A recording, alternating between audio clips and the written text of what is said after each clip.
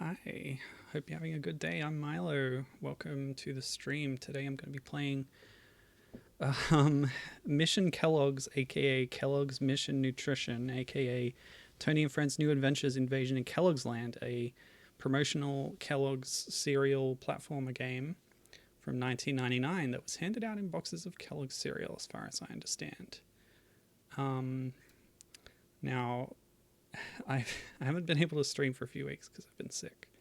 And I'm still a bit low energy, so bear with me today. There's also a few technical challenges up top, but once we got the game running, it should be fine. I just wanted to introduce you to a few things first. For example, this is the screen you would have seen during setup and installation.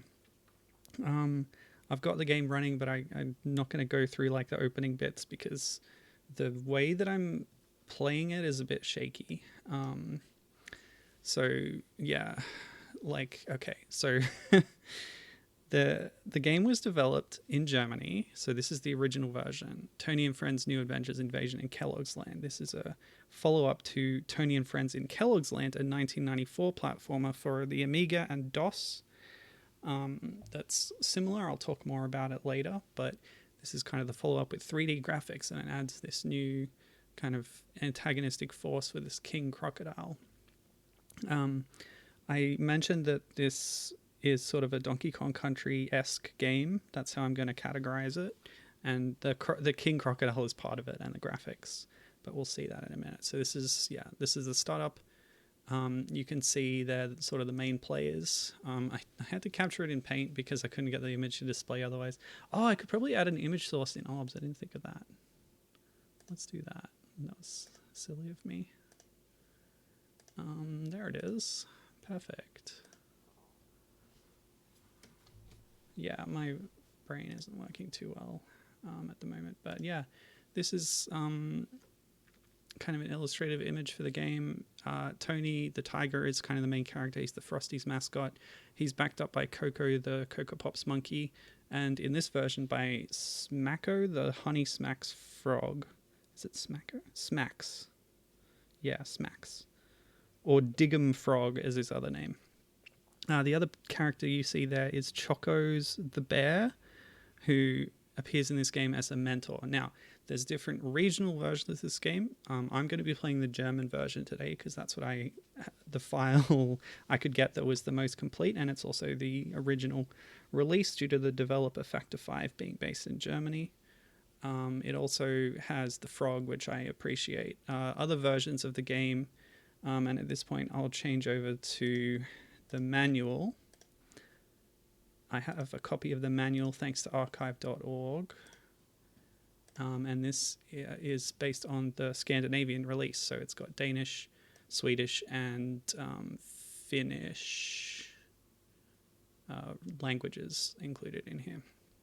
So this is basic instructions for the game, but it also shows you that in other versions they changed the name, simplifying it to Mission Kellogg's from Tony and Friends New Adventures of Invasion in Kellogg's Land.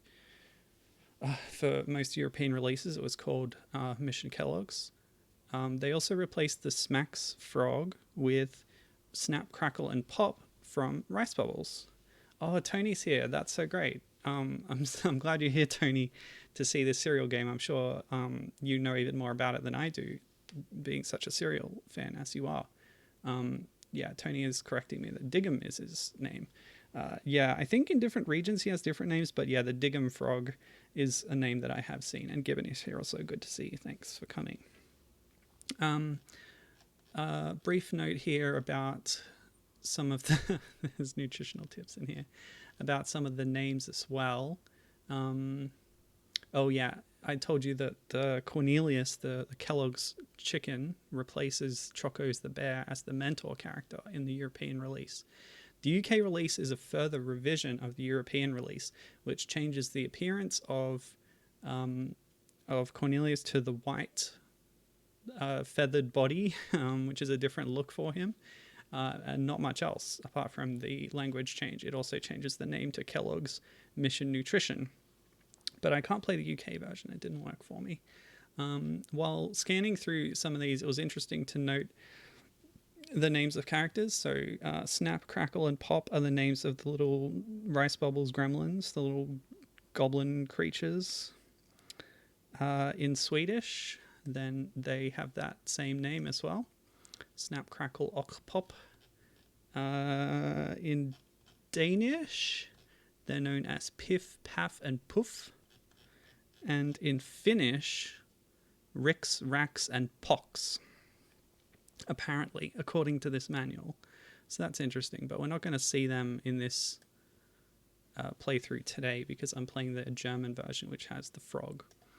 I'm also not sure whether all three of them participate or if it's just the one, because on playthrough footage I've seen of the Finnish version, I could only see Snap. But yeah. Tony is saying that they've played a few cereal games. Their favorite is the Cap and Crunch one. It's a virtual pet game. Of course, all you feed to your pet is Cap and Crunch. Go figure. And yes, I would agree with you that the most famous cereal game is Chex Quest. That's kind of a Wolfenstein 3D clone. I believe it even used the engine. But this one's interesting to me primarily because of the Donkey Kong Country-esque nature of it. One more thing I'll show you before starting the game is the intro logos. Oh, and the intro movie, of course, as well. So I've got that video source here. This should work. I can't actually hear this coming through my headphones, but Obs is telling me the audio is coming through, so hopefully you can hear this. This file I only found in the Spanish version of the install. For some reason, it wasn't included in other disk backups I found online, but it tells you that Rouser Entertainment is the publisher, Factor 5 is the developer. Factor 5 is known for a few things. They did some Star Wars games on the GameCube. I'll talk more about them later, but they're a German-based developer who was responsible for both of the Tony and Friends platformer games. So that was the logos. This is the intro. This is very cool. You should see this, definitely, before we start. Tony says that Chex is an old person cereal. They needed the most hardcore game ever. Yeah, you might have heard of Factor 5 from else. I'll talk about what they did later on. But yeah, you can see here the enemies approaching. This is the German version of the intro, which includes Smacks or Dig and Frog. They're happily enjoying their cereal while Menace approaches in the form of this extremely King K. Rool looking crocodile with a crown. The resemblance is, unmistakable. And you'll notice more so during gameplay that they took inspiration, much like other games I've played on stream, like the Korean DOS game Barbarian and the Taiwanese DOS game Slam Dunk Kong that were aping Donkey Kong Country's pre-rendered aesthetics. This is much in the same vein. And it stars a monkey, partially. Co-stars. I would say Tony is the main star. So that was the intro. That sets up what happens. These FMV movies, I couldn't get them to play in the game itself, so that's why I'm showing them to you externally. So I'll also just show you the final ending movie. It's no surprise to see that Tony is going to win and get the crown off the bad guy. That's just a little 9-second movie that plays when you finish the game. That's our reward, but we got to get there first. Oh, Tony's identified another reference there, the Raisin Bran Sun. Yeah, that's great. I'm so glad you're here to pick up these references. I wasn't going to get them. And who is the bear? That's Choco's the bear for the cereal Chocos. I believe the cereal Chocos was in non-United States markets, so that might be why you're not as familiar with it, but he's the mentor character in the German version who was replaced with Cornelius the Rooster in other versions. Oh, the US doesn't even have Cocoa Pops. That's wacky. Really? Okay, I ate Cocoa Pops a lot as a child. All right, with all that out of the way, I think we can actually start the game now. So I'll capture the window. I've shown you the manual, the intro screen, and the movies. Now, what is it? This one. Yeah, sorry, it's a bit tricky to get set up. Because it's a Windows 95 and 98 game, which doesn't play well with modern systems at all. So it was a real hassle to get it installed, and I only did it thanks to the helpful advice of a friend and the extremely diligent computer technical skills of my spouse, Kathy. So very special thanks to her. The way I'm playing this is by we installed Linux tools for Windows, and through that installed a 32-bit version of Wine. You can't use the 64-bit version because that won't run this game. And then there was some other rigmarole with actually installing the game. But yeah, I'm running it through like a Linux layer through a Wine layer back to an old version of Windows. I think it's set in 98 compatibility mode. And because of the difficulties with getting it to play, we don't actually have audio during the game. That's just an unfortunate thing that I have to apologize for. But luckily, thanks to YouTube user Bippo Ernesti, they ripped the soundtrack from the game and made it available on their YouTube channel, as well as a download of the audio, which was linked there. So I've got the soundtrack queued up, and I can play that for you as we play the game. So let's see if this works. That looks good. So you might have heard this already. This is from the intro movie, that song that played there. And then we'll get into the main menu music. Okay, cool. So while that's playing, Tony was saying some stuff in chat. They do have Cocoa Pops in the US, but it's with Snap, Crackle, and Pop. Okay, so the Rice Bubbles mascots pull double duty with Cocoa Pops as well, and it's not nearly as popular apparently. Tony's also bringing up a fan comic that was about the War of the Cereals and the death of the captain, possibly, which caused the war. Sounds pretty intense. So from here we can play the intro. That I don't think that works. We can look at the options. Music and sound are set to on, but they don't work through the way I'm playing the game, sadly. Super smooth mode is very strange. It just makes the game run really fast, and it's almost unplayable. Oh, what? Oh, okay, sure. So the main menu music includes the prologue music, and I guess it'll iterate on it or something. Yeah, there we go. So, Mitwerkender. I don't know what that means. I might do a little bit of on-the-fly translation here, but otherwise, the game itself doesn't have much written language. There is some spoken language, though. When you talk to Chocos the bear or Cornelius the rooster in other versions, he'll tutorialize at you in spoken word, but not written. We're not going to have access to that on this playthrough, but that's okay. I'm sure we'll get by without it. Mitwerkender.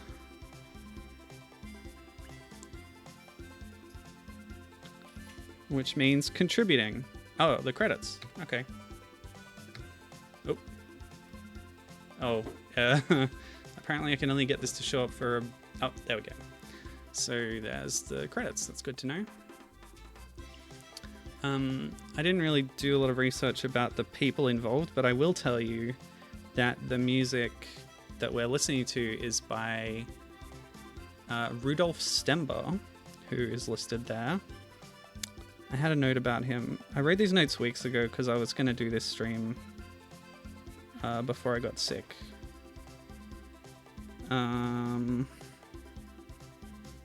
Oh, that's right. Okay, so Rudolf Stember also did the music for Mr. Nuts Hoppin' Mad, which is a fun game, kind of a Sonic clone, with the Mr. Nuts character from Ocean, which was on the Amiga and had a version in development for the Mega Drive that was cancelled.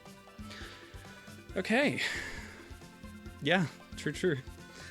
And to catch up on chat a bit, we've gone through the whole main menu music now, so I'll just pause there.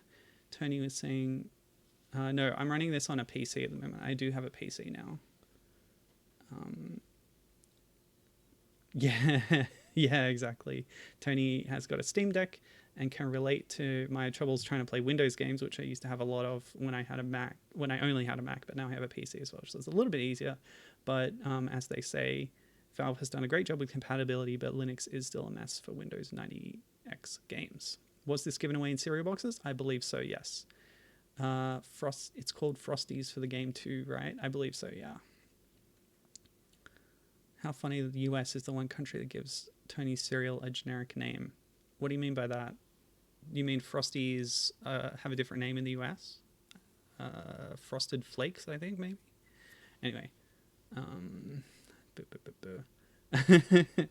Tony Tony says that as for Tony the Tiger, I remember when he plucked furries on Twitter. Thankfully, later on, he's taken a turn for LGBT rights. That's great to know. Always good to have a story like that. So, Einführungs's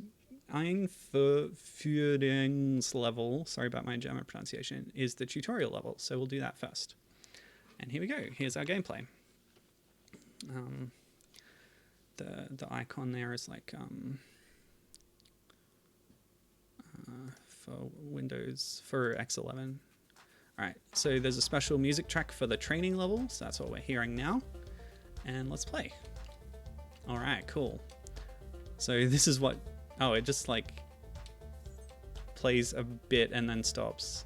So these don't work properly, but Choco's is supposed to explain to you things about the game, but it's all pretty self-explanatory. In this case, like the minor pickup, like the equivalent of bananas, is cornflakes. So we'll just grab those. This platform will take us up. So we're just going to learn game mechanics by induction and intuition rather than having them explained to us. Oh, by dropping down there to get that thing early. I actually missed, yeah. So boxes of cereal are a more major pickup, and if you get a number of them, oh, I actually died on the training level, that's great. But brambles, very DKC too, I like that. All right. Yeah, I think you get an extra life if you get a certain number of boxes. I don't know if I have any notes about that, but there we go. Whatever. Hi, Chocos. Let's keep going. I did write a lot of notes about this. So mushrooms are going to bounce you. It's very easy. We really don't need Chocos to explain it to us. Keys open doors. How do you like that? There we go. Enemies, you can bop on them. A bushel of wheat, vitamin B. These are other kinds of pickups. You can find iron, and these will give you certain things. They might work like the Kong letters, and if you get all of them, you get an extra life, maybe. Now we're dropping down. A bottle of milk turns you invincible. Great to know. Oh, I just passed through them. Okay. No automatic defeating of enemies, but we can bop on them while we're in that state. Got 3 more cereal boxes, and that's given us an extra life at some point. Oh, I missed a path over there. That's all right. Swimming. Oh, okay. Tony can't swim. Tony rides a surfboard, and we can see a snorkeling crumling down there. They're not crumblings, but you know what I mean. So by going into this door, you press down, and then you can swap character. So for different scenarios, you want to pick different ones. Tony is listed as, hang on, I'll set the music to repeat. So the training level music will keep going while I'm here. Tony is apparently strongest and jumps the highest. This is according to the manual. Coco does well in the jungle, and the Rice Bubbles folks are best underwater, in this case, Smacks, or Diggum Frog. So like Coco can climb on vines and stuff, so when we get to the jungle stages, we'll be using him more. Tony is sort of the default character you'll want to use all the time, but otherwise, Smacks, I didn't set up an enter button. Hold on a sec. I'm using Joy to key to map my keyboard. Okay, cool. Tony says, honestly, this doesn't look that bad. Donkey Kong 64, basically. And they say that Frosted Flakes are the name, but it's considered generic, so the generic cereals can use it as a name. And here we can see these oat puff things, which I guess are Honey Smacks, because that's what Smacks finds underwater. And Smacks is the name of the cereal and also the name of the mascot, but I believe in the US he's called Diggum Frog.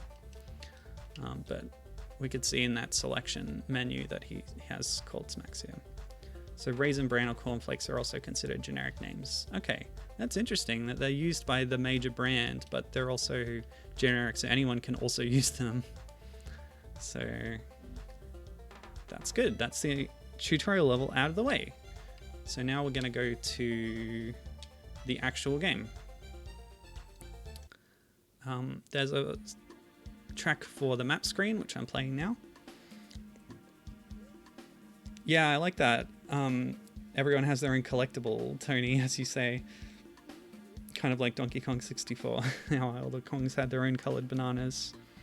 While we're listening to this track on the menu, I'll just check my notes to see if we want to cover anything. So Factor 5, the developer of this game, they did the previous Tony and Friends in Kellogg's Land for the Amiga and DOS. It's similar to this, where you can swap between the characters. In that case, the characters available are Tony the Tiger, Coco the Monkey, Smacks the Frog, and Toucan Sam. So this actually cuts back on the character roster. And in that one, Choco's the Bear was also the NPC character. So it's really similar between that older game and the German version of this game, but they changed up some of the cast for the European and UK releases.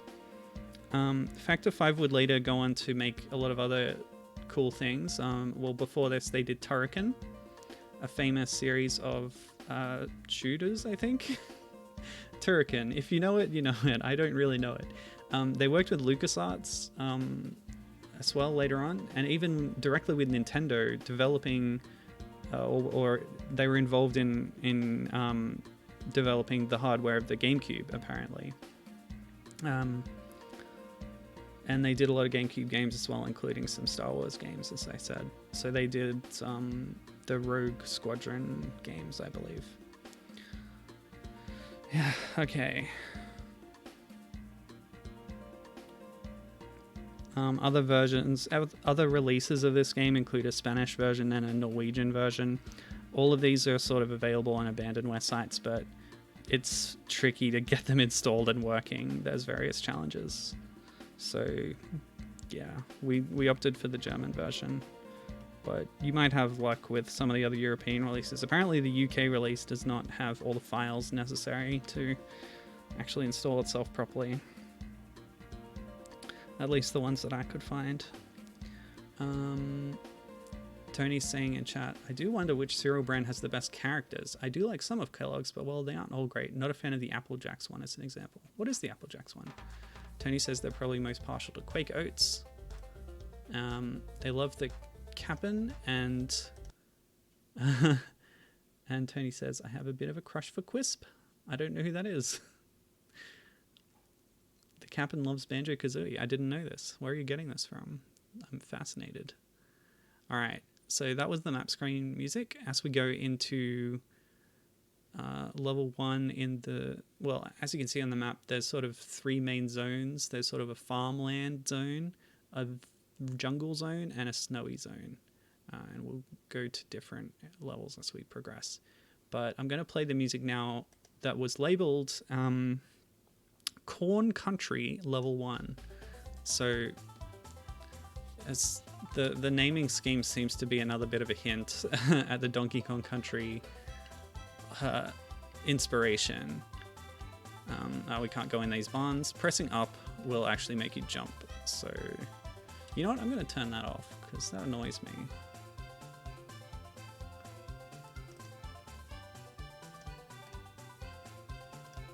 Pressing up to jump is the worst. Anyway, enjoy this idle animation of Tony eating cereal. Not you, Tony. Tony the Tiger.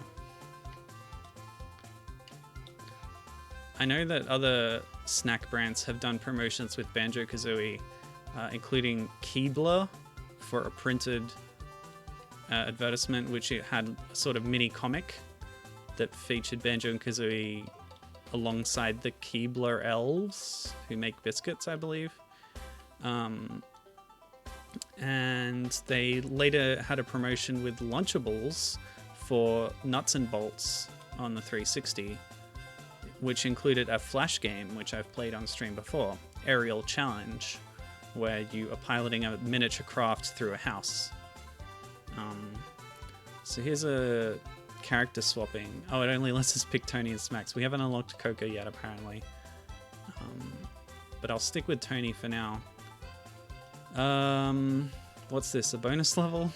Yeah, it briefly said loading bonus level on that screen, so that's what it is. So this gives you a chance to grab some extra collectibles. And there's a timer on the screen too. We've already picked up a 1-up, so that's nice.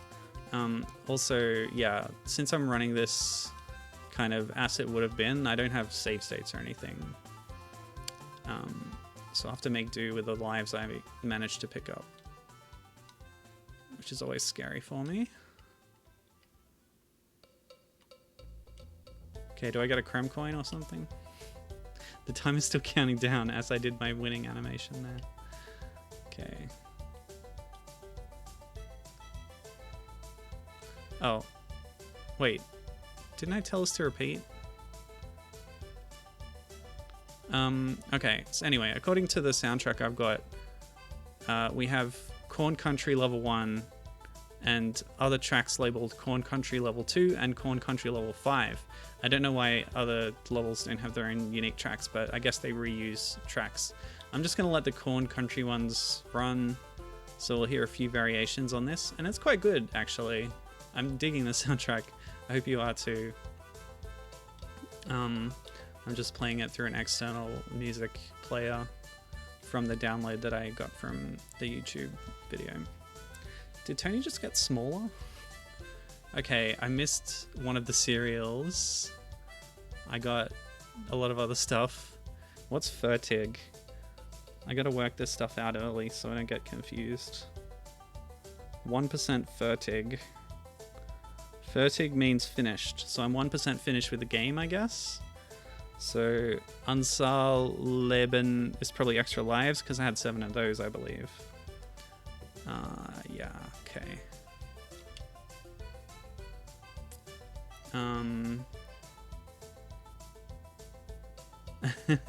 So there was a Q&A and someone mentioned Banjo-Kazooie and Cap'n Crunch admitted he's a fan.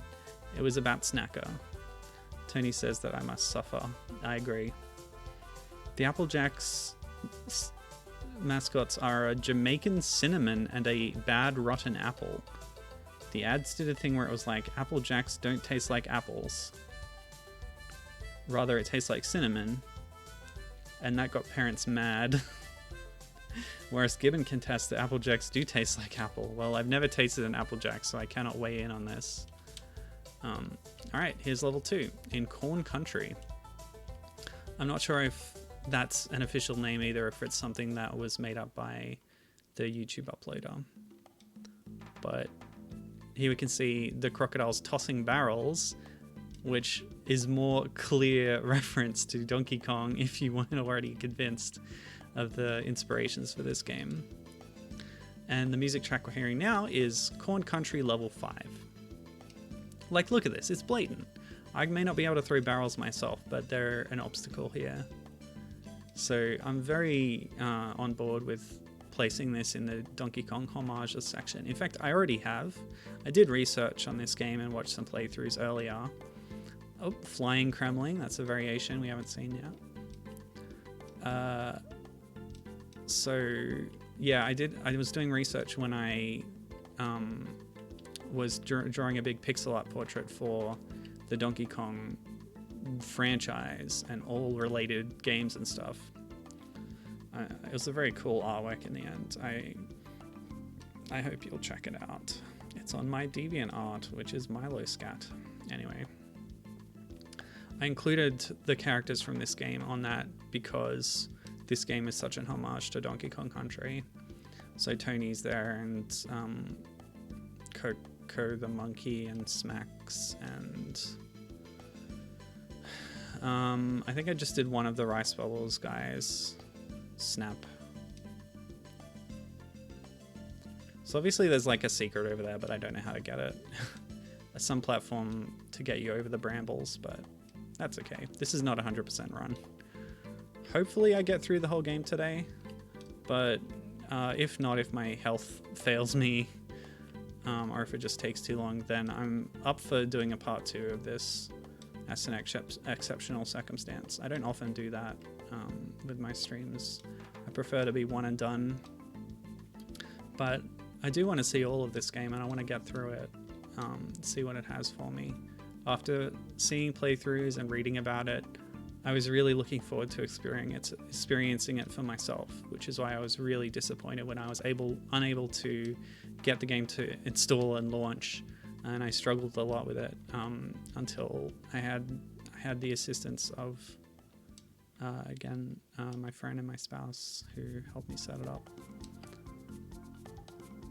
So yeah, I'm very grateful for that. Okay, just check this alternate path real quick. Oops. I'm glad they give you multiple hits. So I have 3 hearts there, much like in Donkey Kong Country Returns. We'll be able to survive a couple of hits.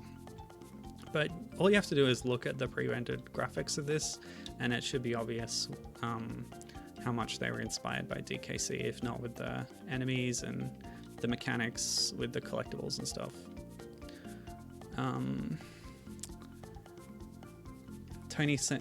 Tony is agreeing that actually Applejacks do taste like apples. In some places of the world, cereal mascots are now illegal. Tony says that in the UK they just show the name and the cereal. Okay, that's interesting. I didn't know that. So yeah, you wouldn't get this game released in the UK these days, as it was back then. Just have a quick jaunt down these side paths. Oh, there's our iron. Might as well pick that up. But now we're heading into an underwater section, so I'll grab Smax. I'm actually glad I used the German version because I think Smax is a much more fun character than the Rice Bubbles characters. Presumably these collectibles also would have been replaced in the other releases of the game, because they're the Honey Smack cereal here. I don't remember well enough from when I watched the Finnish playthrough.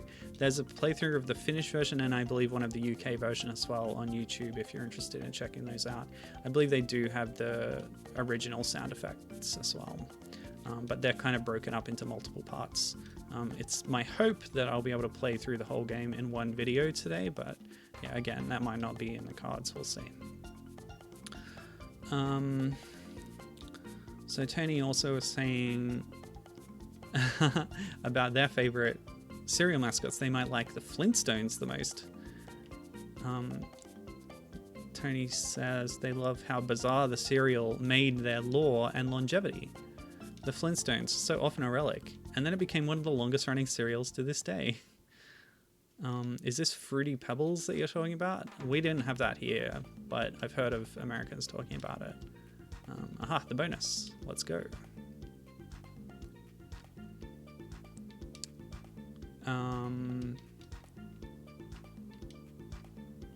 Oh.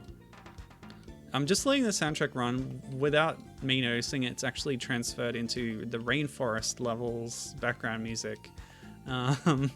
So it's not technically appropriate for what I'm doing right now, but that's all right.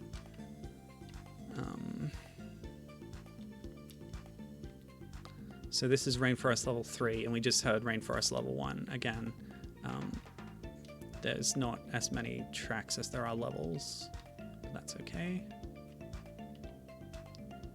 Okay. Tony also said, tell Mrs. Milo that she is rad. I will tell her, thank you. Imagine what a higher budget could do. Well, yeah. Clearly these kind of adver games were quite low budget, and oh, nice death animation. It put me quite a way back. No checkpoints, I guess. Oh well. We'll just head back over there, that's alright. Yeah, like I've recently seen examples of games that are also inspired by Donkey Kong Country that have much better production values, but I don't know. Development environments change, you know how it is. And they probably did make this game on the cheap, just as part of the contract with Kellogg's. We know that Factor 5 are capable of impressive stuff, and you know, this isn't bad, it's not terrible. It's a competent enough game. Just clearly a bit low budget. That's okay. Yeah, recently we've had indie releases like Kaze and the Wild Masks as a homage to classic Donkey Kong Country. That's really cool. Still obviously a budget indie game, but very well made and fun to play. What's this path all about? What am I going to find over here? Oh, you can, I think this is from the beginning of the level. So you can shortcut, or is it? I can't actually jump high enough to get to those platforms, but I can grab this wheat.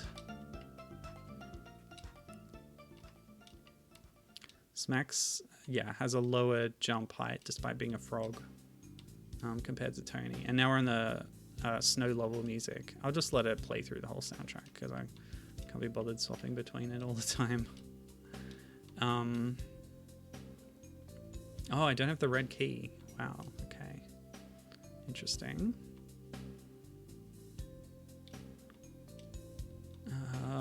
What do I do now? What's down here?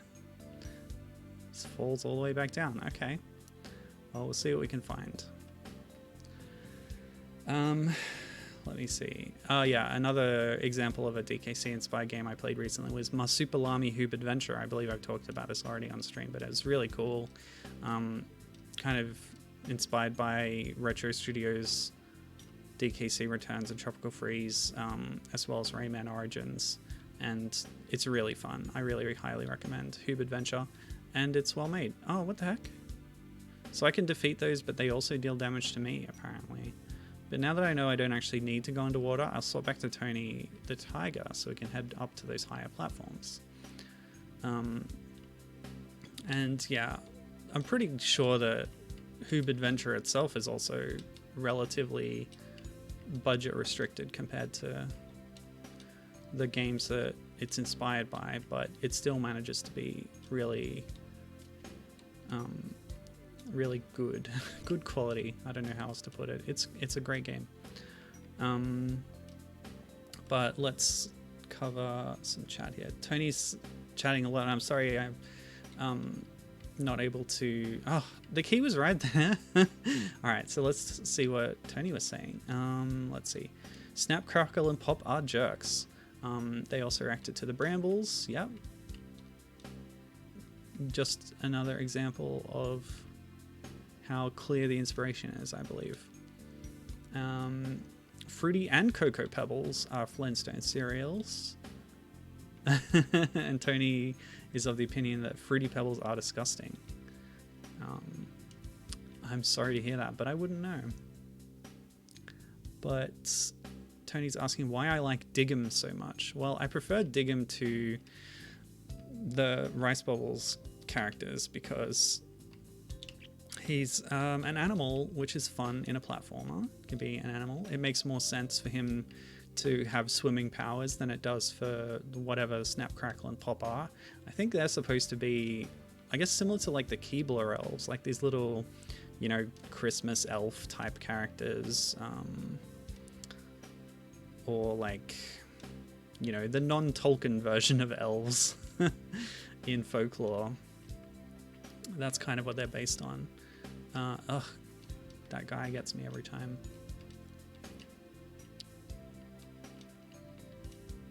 So what they do in the European and UK versions of this game, when Snap or Crackle and Pop or whatever go underwater, they pull out a little snorkel and wear that, which is cute.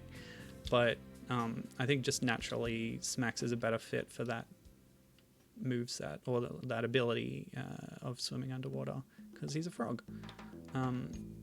And it's fun to be a frog in a video game more than it is to be, you know, a weird little creature that's humanoid and whatever elf thing. I don't know.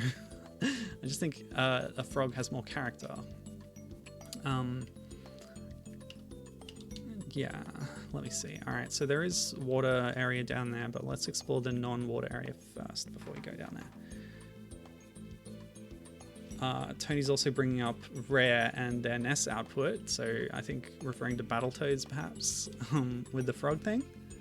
Or, I'm sorry I'm so far behind on your chat, but I'm trying to piece together what you were talking about back then. Oh, so that was in reference to sort of licensed games and budget games. So Rare made a lot of high quality stuff, but they also made like licensed Drac that is considered some of the worst games on the NES and the Famicom, whatever. And yeah, that's probably the case here too with Factor 5. This is a follow-up to one of their earlier games, so there would have been some level of, like, I guess, studio pride or whatever. But at the end of the day, it is just a licensed game based on breakfast cereals, and they might not have taken it as seriously as some of their more original products, perhaps. This is just speculation. But yeah, it's a good point about tying it into Rare and what they historically have done. Although Tony says that they do like Nightmare on Elm Street genuinely. And they should mention this. I forgot if you knew that I work at Avengers Campus nowadays. Oh, okay, so Tony works at Disney, at a Disney park, and they're now on the Avengers area. Pym Test Kitchen is Ant-Man themed, and for our initial breakfast menu, we had this idea for an overgrown spoon that carries an entire bowl of cereal, spoonful of cereal. It was a bomb, selling only like 5 a day, even with the photo op-worthy way it looks. That's an incredible story. I'm sorry to hear that the spoon idea didn't work out. I think that's a fun idea too. Stuff like, you know, movies like Honey, I Shrunk the Kids, where they're crawling around giant props, I think is always a fun thing to do. So yeah, that's a good idea. Sorry it didn't work out. Tony agrees with me that elves are boring, and making the point that a lot of people love Pokemon Mystery Dungeon because you're playing as the creatures, I think is Tony's point there. Gibbons' take on that about non-Tolkien elves. She says, I've been trying to get this thing off the ground where I refer to traditional pre-Christian, pre-Tolkien versions of elves as elves, and then give everything else a qualifier, but it's not really caught on. Yeah, a big part of elves being like the first thing you think of when you hear elf being the Tolkien thing is because of Dungeons and Dragons, I think, which took a lot of Tolkien stuff and made it, it's become very mainstream after that, and it's gone into a lot of other fantasy themed games and media and stuff. So yeah, I think yeah, the traditional kind of folklore European elf that's a bit more like unknowable or mischievous, or it crosses over into fairy stuff as well. And Icelandic elves are really interesting too, if you want to look that up. Ultima Thule.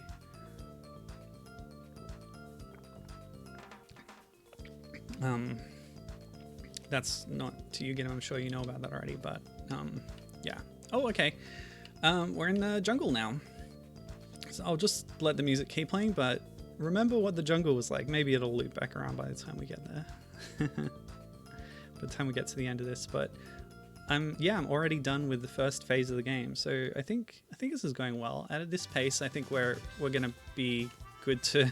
What is this music? Oh, okay. So we're past the snowy themed tracks.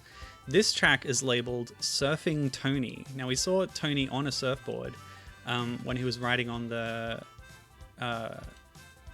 surface of the water there before. I don't know if that song would play every time that he's doing that, or if there's a mini game or something, but yeah, this track is called Surfing Tony. Good stuff. Tony in chat is saying they remember the Mr. Pibb game. What the heck is that? I don't think I even know what Mr. Pibb is, but yeah, any like licensed food game is always kind of fun and cheesy. I think my favorite example of that would be Pepsi Man, the PlayStation 1 game, which not only has very silly scenarios in its gameplay, but has also extremely silly FMV cutscenes in between levels.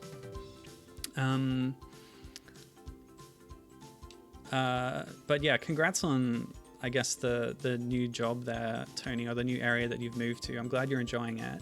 They say that the restaurant is fun, and the entire menu is like that and very popular. It's been franchised out to Paris and the Disney cruise ships, and we had Tokyo interested. Proud to be an opening day cast for it. It was exciting and better than Star Wars. That's great. Good to hear.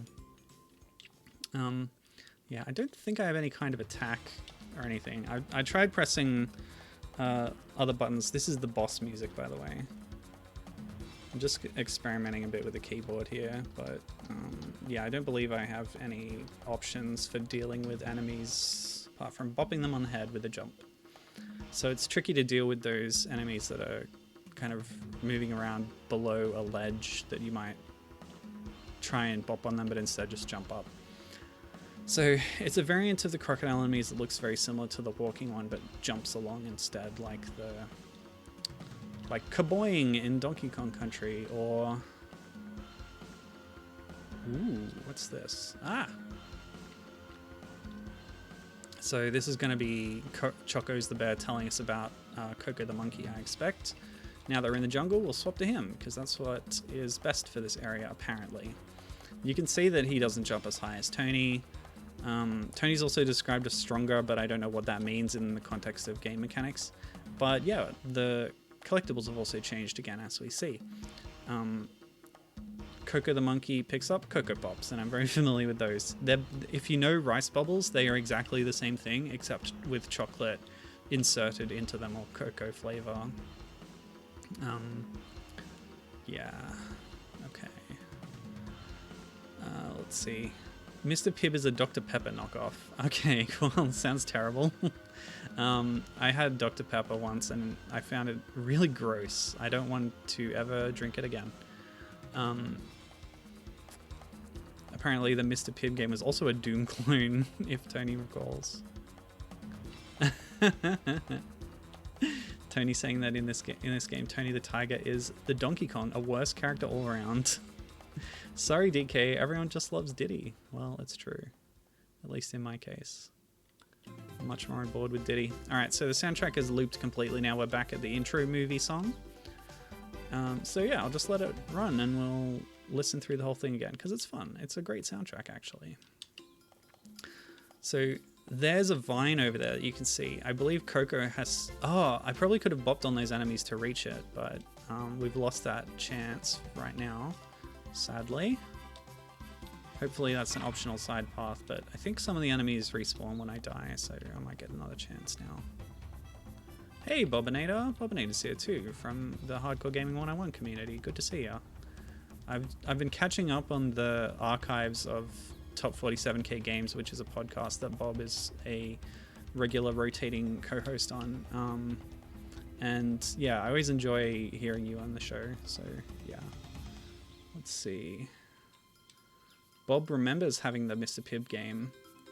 His mum got it on a floppy disk from somewhere that he doesn't remember.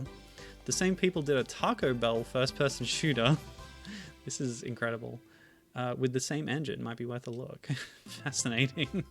Oh, what? How did I miss that jump? Friggin' Coco, that sucks. Okay, well, I'll stick with Tony if I'm going left. But I think I've lost my chance to go right. That's like a secret path or something, an optional thing, if you're skilled enough. But I'm not going to do it this time. Note the Moai heads, very popular game imagery. Funny to see it pop up here.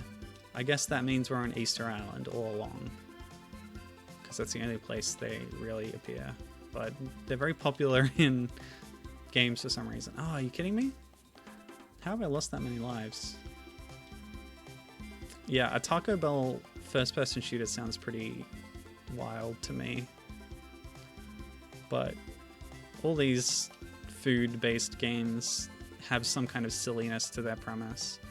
I think my favorite... Did I already say one? But the one I'm thinking of now, my favorite food-based tie-in game is the Skittles action-adventure, like 3D Zelda clone almost. It's called Darkened Sky, and it was on PC and GameCube. I've seen some really excellent speedruns of it, especially by Lizstar on GDQ's channels. I think it was Lizstar. Yeah. Alright, so there's a vine there. Coco would be able to climb that, but I didn't choose Coco and now I'm regretting it. So I'm going to have to go back as Coco. Try and make that hard jump. Tony, also a HD101 fan. Awesome. Yeah, everyone go check out the top 47,858 games of all time podcast. It's a lot of fun. Just don't take the rankings too seriously.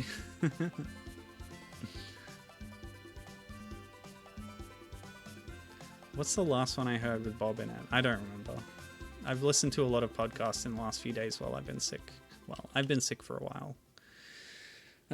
But anyway. KFC Flash games too. Oh wow. Yeah. Oh, that reminds me.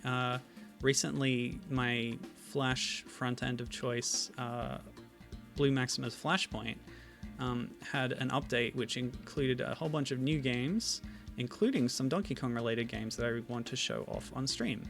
So that'll be one I do in the future. Another catch up on Donkey Kong Flash games, which is a subject that I've explored a few times and always find fun. What the heck is up with this jump? I'm doing my maximum jump, I'm just not making it. And then there's instant death planes below. This is pretty frustrating. But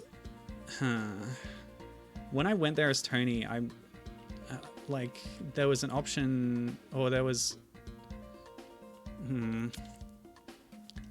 like I fell down and I saw the key, so I know how I would get it, but then I died afterwards, and it seems like you might need to ride the vines as Coco to get back safely, which is why I'm trying this, but it's pretty frustrating. Serial World. Tony has linked something about some clickbait. Number 1 will shock you. Yeah, Nintendo had some fun Flash stuff. Camp Hyrule back in the day had some fun games. I might include those on the Donkey Kong Flash stream. I don't get this.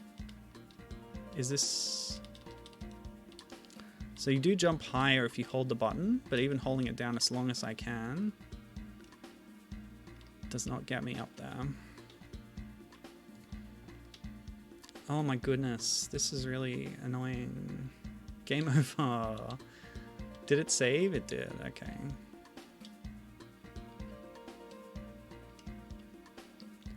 I think this is the map screen music, by the way. Yes, it is. Alright, now that we've had a game over, all the enemies have respawned, so I'll actually try and hop over to that optional path. Bloody hell. No, not again. This sucks.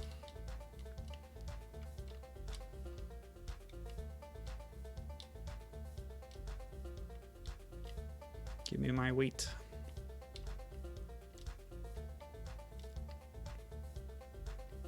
What? Tony's bringing up I think a Nintendo Flash game for Mario Party 5 called Donkey Kong for Treasurer. What the heck? I've never heard of this. I didn't find this on my search either. I'll have to look into that. Alright, so... Oh! Nuts. That's pretty rude that they can take you out while you're in the changing booth. So rude.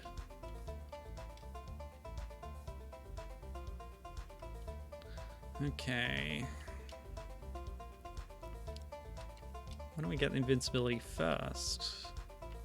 See if it carries over. It does. Okay. It doesn't last very long though. So what I'm gonna do is bop and then...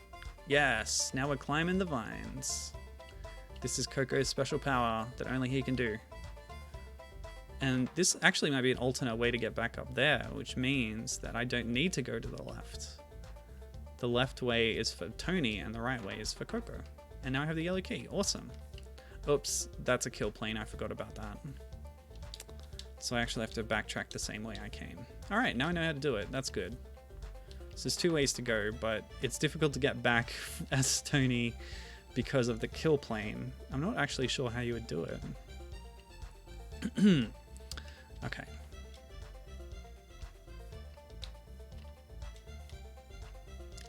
And you can only do this once because you have to bop on the guy to get high enough. Unless Coco has a double jump, but I haven't been able to activate it.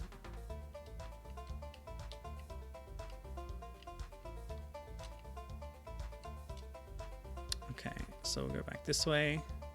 And using the yellow key, we'll get through that door and then get the next key. And it'll all be good.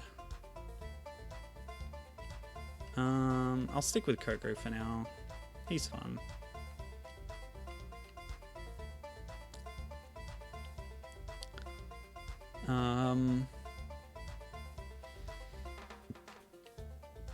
Tony was saying in chat, we've been talking about serial video games, but what about video game serials? Well, if you, you'll remember this, but if anyone watching wants to hear a long discussion about video game serials, Tony was a guest on my and Gibbons podcast, the Arcade Era Power Hour, and we talked a lot about Donkey Kong serials and other serials. Yeah, that was a lot of fun, that conversation. So go and check that out. We primarily covered the Donkey Kong cereal, which was barrel shaped, and the Donkey Kong Jr. cereal, which was fruit shaped. But yeah, we talked a lot about cereal. It was great. But anyway, Tony... oh, damn it. This level's hard, and game over will reset my progress. Luckily, the enemies stay defeated after you die. Anyway, the Mario... So Tony was saying the Mario cereal a few years back was neat. The Pokemon one last year was awful. Not even any Inteleon. This sucks. Some of these trees you can get on top and some you can't. How do you know which ones? You just have to try. It's funny how much Inteleon has grown in popularity, says Tony. Now it has a limited edition life-size plush. Yeah, did you get one? I saw that. It was really cool. In the end, I win, and I win Next Gen too. Yeah, Next Gen has the dock, which is very Tony core. Alright. Well, the yellow key didn't actually unlock progress, sadly, so now I don't know what to do next. It just gave me the B vitamin. I need the red key to get the blue key to progress. You can't cheese your way over a door, can you? No, that would be absurd. That sucks. So Mario Party 5 had a political 2004 presidential election theme. You'd vote for either Mario or Bowser, and Donkey Kong was the treasurer for Mario. I remember it vividly because I thought it would be the actual plot of Mario Party 5.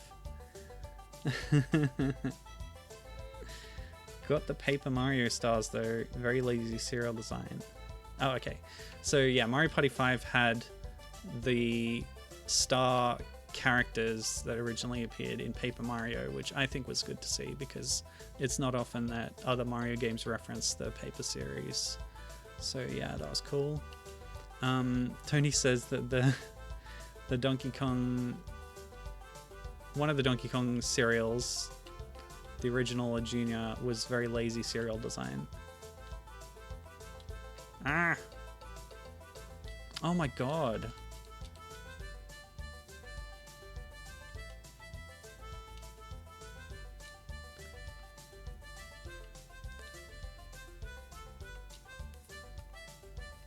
Okay. Gonna try this. Just going under here, because I haven't been here before. I wonder if there's a key here. Nope, never mind. So I don't know how to get the key then. Let's try going back there as Tony, over to the left. It's just crawling with enemies. You can jump off them higher if you're holding the button down when you pop them.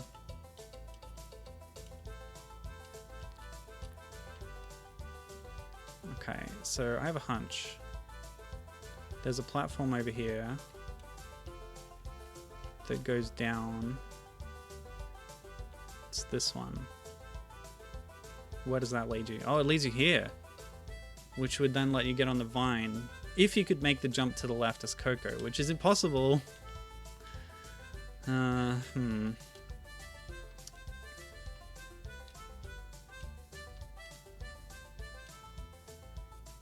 Ugh. Who knew that this game would be so hard?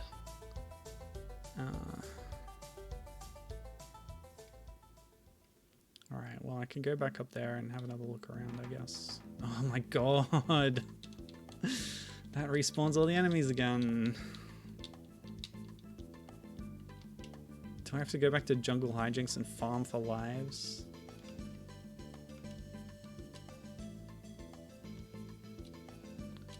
I can get as many as I can in this level by grabbing these collectibles. I don't know if this is going to add up to a 1-up though, even this amount of stuff. I do like it's taking on the Donkey Kong Country design philosophy of minimizing on-screen UI. The collectibles you get appear briefly and then disappear again. Some things do stay permanently though, like your heart total and the... Oh god, I got bodied. There's no invincibility period, so if you get hit by 2 enemies in succession, you'll take 2 hits of damage. Damn, that's rough. Yeah, so like the extra collectibles stay down there. My wheat bushel so far, as well as the B vitamin and iron, will stay there. No. That's a great point, Tony. They're saying this game makes me appreciate how balanced the DKC games are. What? I don't agree with that hitbox game. Yeah, so DKC is balanced, as they say. This is only difficult because it's jank. No offense to Factor 5, of course. Oh yeah, 8%.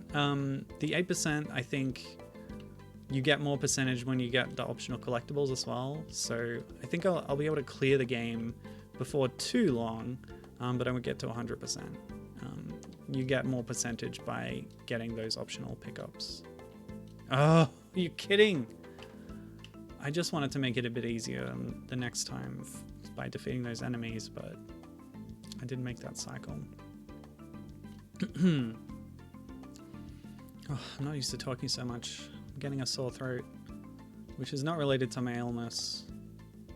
I have a different kind of illness that is strange.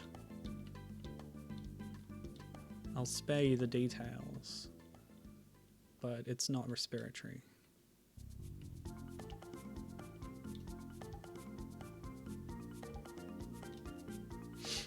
Okay, so going down there leads back to that area where you can get to the vine. Oh, there's the key. Huh. Okay. And the yellow key's optional. So, yeah, now I can continue. Great. Okay. So that's the answer. Good to know.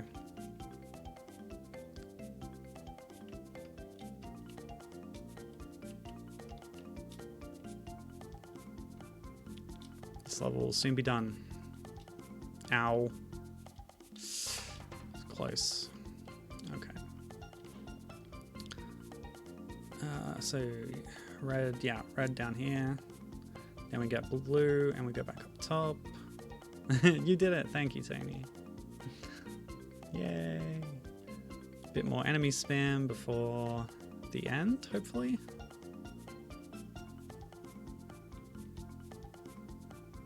Whoa, what?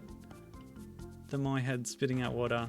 When you jump, the camera moves down so you can see that the animation kind of abruptly ends. But if you're standing here, this is how it's supposed to look with the waterfall coming down. That's a nice effect, actually. And it's just funny. It's a bit of comedic. Ah! Frick. Okay. I swear Tony shrinks slightly when he does the happy dance. Oh, thank God. All right. We've actually transitioned back into the farm zone, which is an interesting... What the heck is that? Excuse me? Tony, do you recognize this guy from any other serial-related stuff? We have a kind of humanoid fox character. That's cool. Good to know. In addition to the Kellogg's universe, perhaps. Huh. Okay. Maybe I defeat the fox. Oh, it's got multiple hits. Mini boss time, I guess. I'm not going to play the boss music, but I assume that it might play here. There we go, defeat the fox, get the key, and we go through. Cool, I had no idea that was in the game, so that's good to know. Very simple boss, but yeah, fun to have a new character and stuff.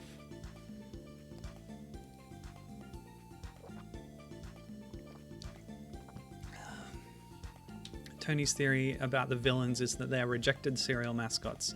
Nobody wanted Crocos, I guess. That's funny.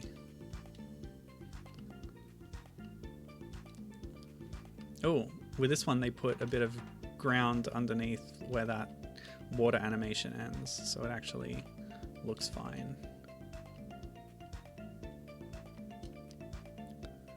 Okay, well, I'm looking forward to using Coco's moves more. Oh, a new character, a snake. A springy snake that's going to bounce me up. Lovely. Okay, Coco time.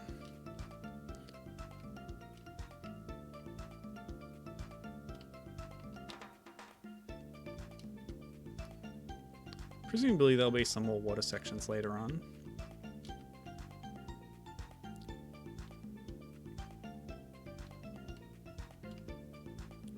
And then we'll get to use smacks a bit more. Are you kidding me? Hitboxes are so weird in this game. Huh. So the game's turning into Commander Keen all of a sudden. Like, what? You just can't walk over here. Invisible wall. I'm not particularly a fan of that game design choice. Oh, what? The hitboxes are very strange.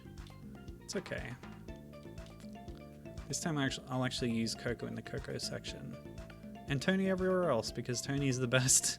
He jumps higher, makes it much easier to avoid enemy attacks like that. Okay. So, Coco.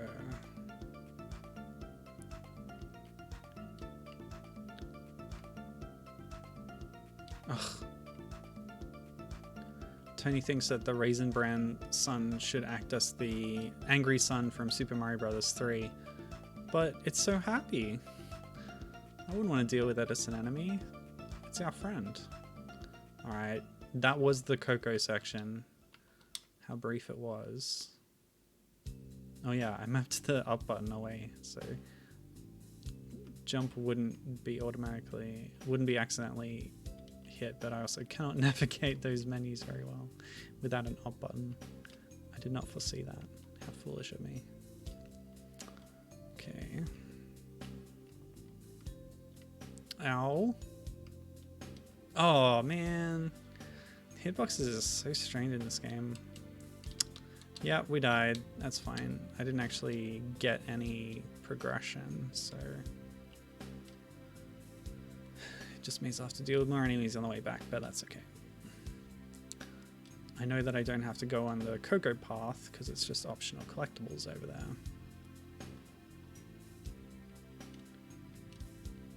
If I was going for percentage, I would be getting all those cereal boxes, but that ain't me, chap. Yes. Invincibilize me. It doesn't last very long.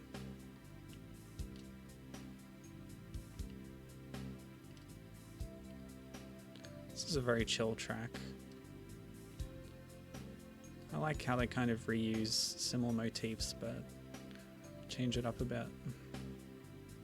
This is Rainforest 5, by the way. The track. I don't know what level I'm on in terms of progression. Okay, so I might need to bring Coco back here, but at least I cleared out all the enemies as Tony. Ah, go away. Jerks. Oh, maybe the cereal boxes restore health. That's my current theory. Let's test it.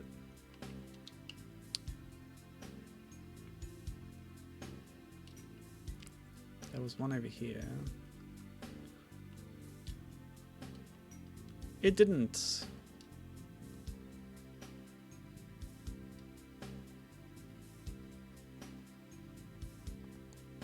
Oh, I'm dropping some frames. A lot of frames. Oh man. Internet's not happy right now.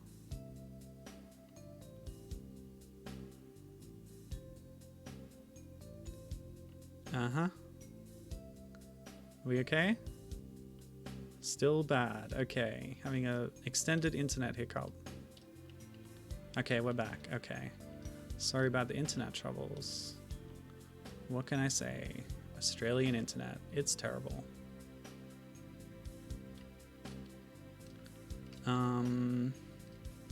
Tony says, it's funny being hyper obsessed with breakfast cereal.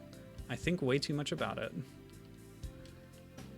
That's okay. Everyone has their hobbies and interests.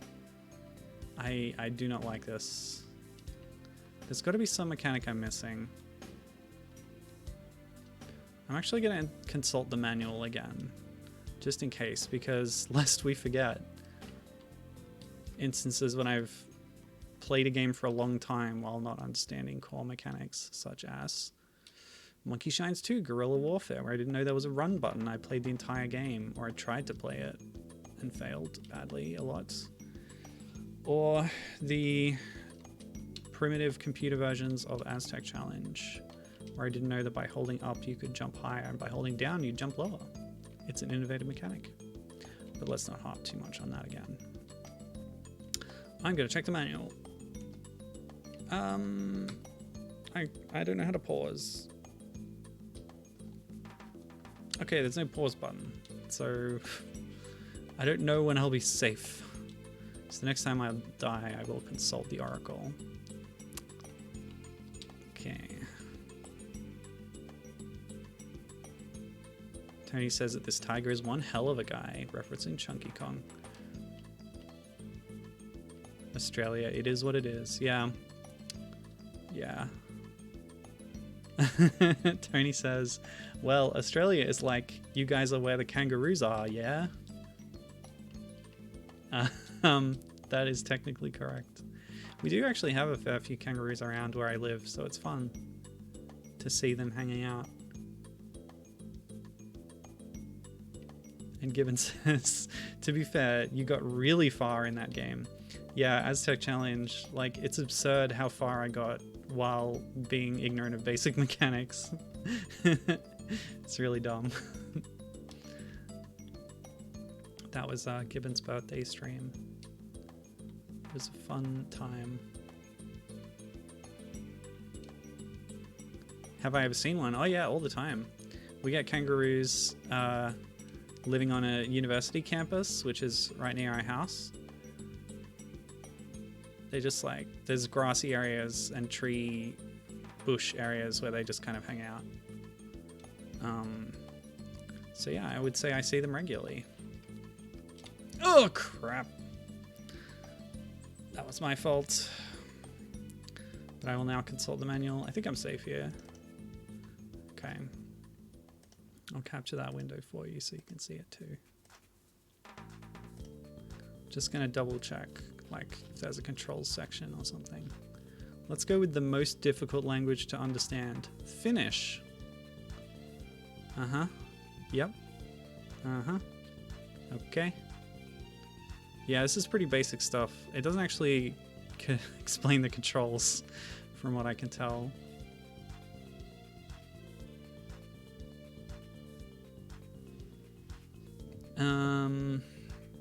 Croco Kings.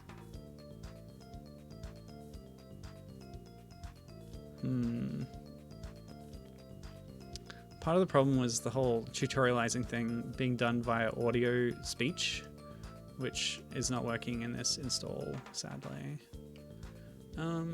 Okay, well, let's just assume we know everything there is to know about the game, and we'll continue. Okay. Are they aggressive? Roos can be aggressive if you intrude on them, so it's best to admire them from a distance. So, yeah, I would not approach one. as far as their babies are concerned, Tony's very interested to know if they keep their babies in the pouches. And I am pretty sure they do, but I don't think I've seen a Joey in a pouch in real life, like up close. But they definitely do keep the babies in the pouches. So most marsupials have a pouch, which is part of the... Oops, sorry, I didn't capture the window back. Sorry, I'm playing the game again. We're back. There it is. You didn't miss anything. I just played the level up to this point again. Oh yeah, Gibbon's got a wallaby farm near her place. No idea why.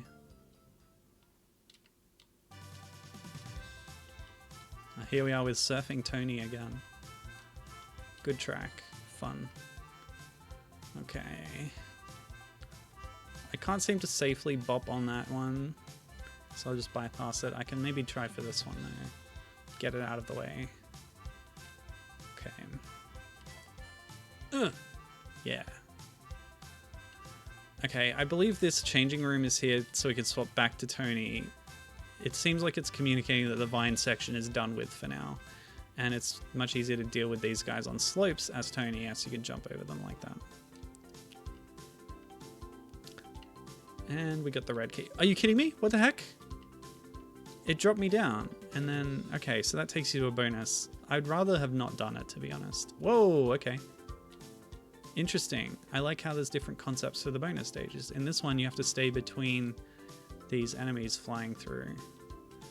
The bonuses all seem to be auto-scrollers of one kind or another, but this is an innovative way to do it. Super Meat Boy has a similar thing, actually. With moving walls of saws that you got to stay between. Oh, okay. Got a bit of a Mesoamerican pyramid, stepped pyramid type of thing. Mixing and matching jungle-themed civilizations here, as games often do. With Easter Island plus Central America. This is the boss music. Just imagine that this was happening while I was fighting that fox.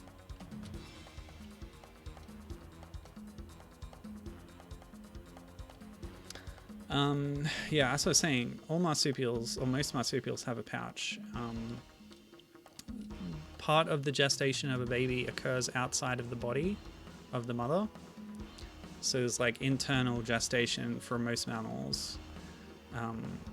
But what they do is they have partial internal gestation, and then the baby, when it's like the size of a little jelly bean, crawls out and goes into the pouch, which is like mucus lined, and it's a good environment for a baby to continue growing, which, to be honest, is probably easier on the mother's body. So the pouch is like a partial, you know, externalized part of the body. Anyway, whatever. It's a place where the baby's development continues from that like mini jelly bean stage to as it grows larger. And that's why you see little Joey kangaroos poking out of the mother's pouches sometimes. At that stage, they're probably big enough to leave the pouch, but you know how it is. Sometimes they stick around.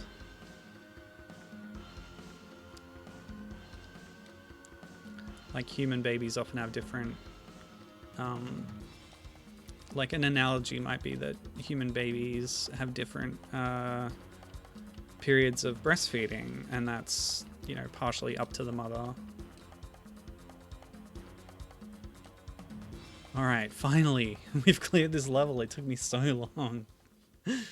Tony has brought up the movie Kangaroo Jack, the one where they marketed it as a funny road trip movie about a talking kangaroo, and then it's just 5 minutes of a dream sequence.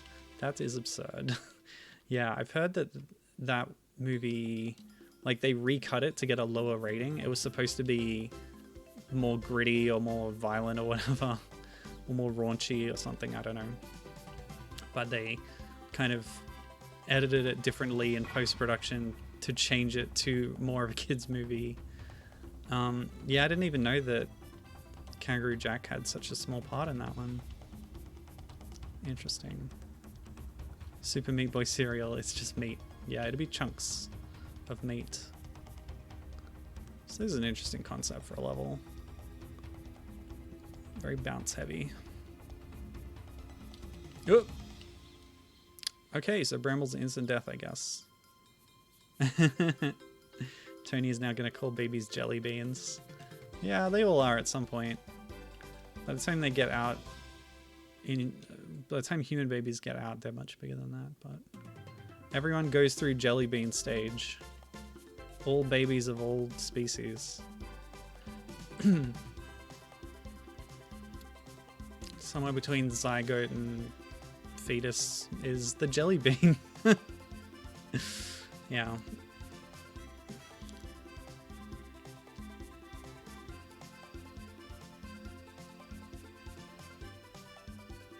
I'm trying to think if there's any marsupial cereal mascots, but a lot of cereal companies, a lot of cereal brands that are marketed here are like from the US, like we got Kellogg cereals here. We do have Uncle Toby's, which I think is ours, but I don't know. It's been so long since I ate anything but Weet-Bix, and that's Sanitarium, to be fair, which is an Australian company, but it is kind of a knockoff of Weetabix or Wheatie-Bix or whatever. Weetabix are the British equivalent. But yeah, they're good. Weet-Bix are good.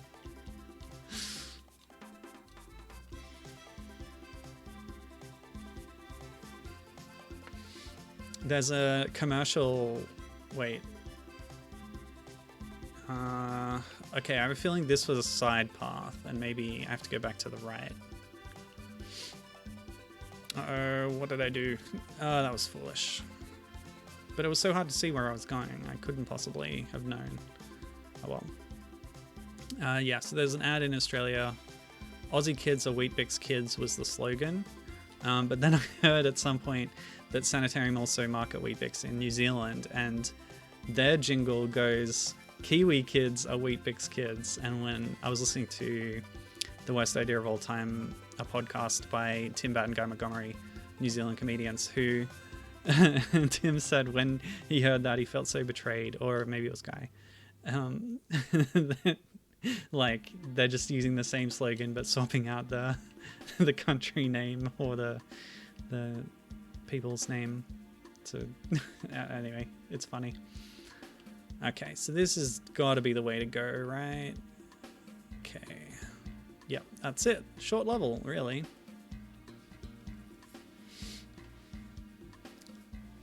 Tony says, I will never have children, only adopt dogs. Mentioning Dunkaroos, we have those. They're a lot of fun. Little biscuits shaped like kangaroos that you dunk in like a Nutella chocolate stuff. Yeah, not a cereal, though, as you say. Tony says that they like Weetabix. They're shaped like bricks. Is that your slogan for them? Over there? Kiwi Kids is way better. Yeah, I guess. I guess it sounds better. The cadence of it. Oh, I can't believe I can't make that. But it's nice to have another change of scenery here. We're still in the sort of jungle zone, but they've changed it up with like foreground or even, what is it, middle ground? Yeah, I guess middle ground would be like the part that you're interacting with, right? Anyway, there's trees to jump on. That's nice. Kind of a remix of it. Again, very Donkey Kong Country-esque with the forest stages. Although platforming around trees like this is a bit more DKC 3. In DKC you get like bottom of the forest and treetop village. DKC 3 you get like within trees. Alright, we got a red key. Don't know where to take it yet. Maybe to the right. And Captain's here in chat. Hi Captain, how are you doing today? I'm playing Tony and Friends New Adventures Invasion in Kellogg's Land, also known as Kellogg's Mission Nutrition, or Mission Kellogg's, which is very hard to search for, because if you try to search for that, you get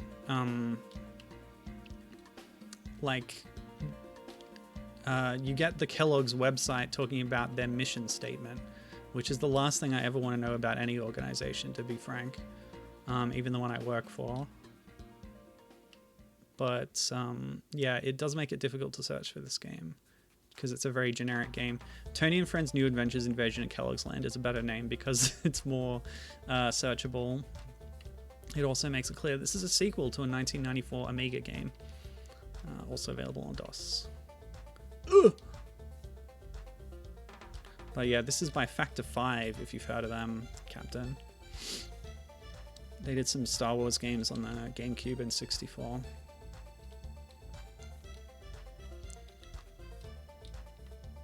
I knew that jump was a risk, but I made it. It was alright. Let's try and take out as many enemies as we can. We have 8 lives now, which is actually pretty good. What track are we on? This music track is the training level. I am unable to... The way I'm playing the game was very complex and full of technical challenges, and I am not actually getting any audio from the game itself. So I'm playing the soundtrack of the game separately, and please enjoy it.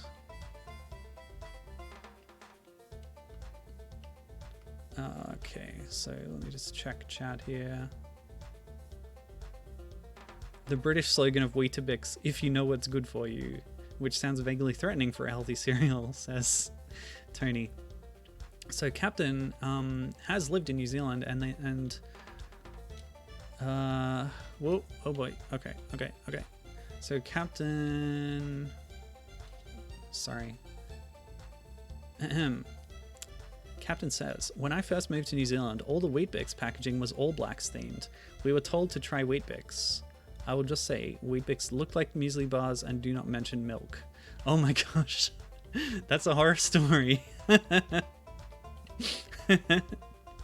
I guess they do look like muesli bars. They're much more crumbly because they're not held together with sugar like muesli bars are.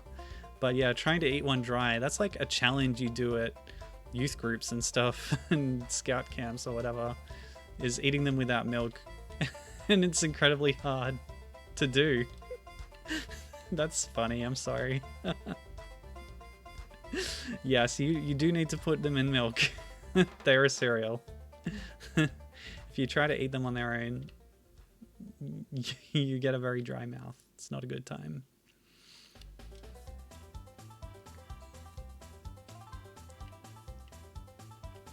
Okay, this looks optional. Let's go back this way. Oh, that sucks. Let me see. Yeah, and just on that as well, they often use Australian cricketers to promote Weet-Bix here as well. So sometimes, depending on the season or whatever, the packaging might be taken up by a lot of pictures of Australian cricketers. So yeah,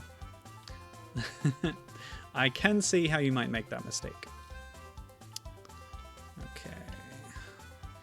So Tony says that they have written mission statements. Oh my gosh, I'm sorry. I'm very sorry to hear that.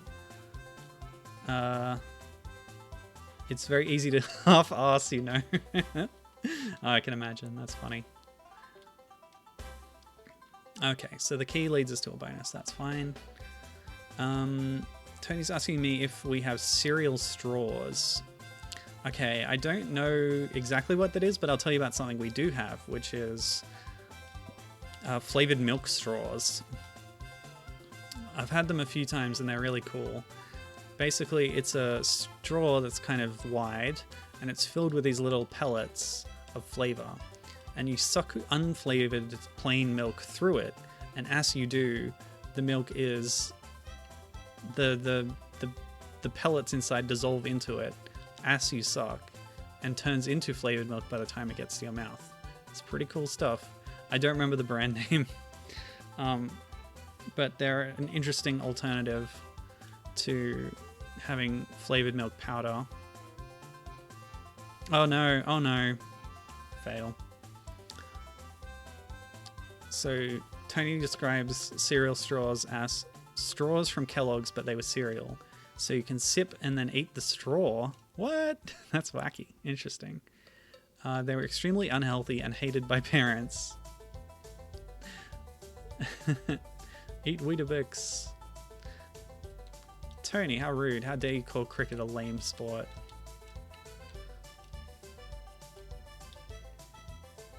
Cricket's not lame. Your sports are lame. So there. Okay. Sounds like cereal straws are similar. You dip them in and you munch, munch, munch. No, you don't eat the straws with these ones. So not exactly the same.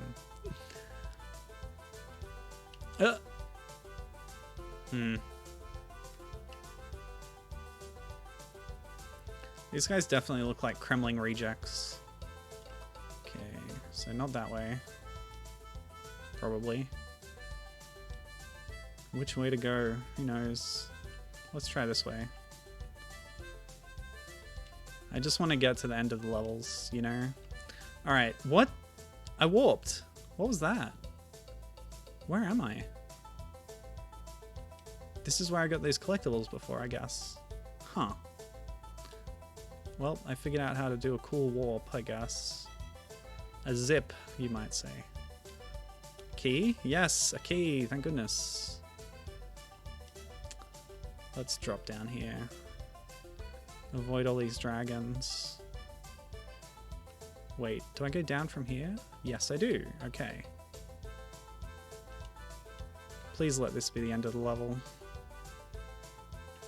Nah. Okay, good. I could have died there. Back in the forest. Tony says, so Milo, would you try green onion checks? Goodness me, green onion checks. What? I tried 3 times to bop on that guy and I got damaged every time. I guess I'll just bypass this enemy. Ooh, caves now. We've got a new mid-ground scenery type. So that's good. They change up the levels by including those, which is nice.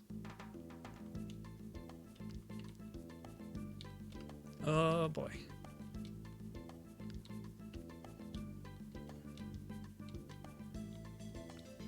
Okay, it is still Croco time. What? Ugh. Sometimes the ground is not quite where you think it'll be.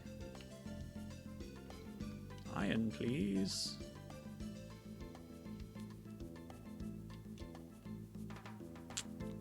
Okay. Ah!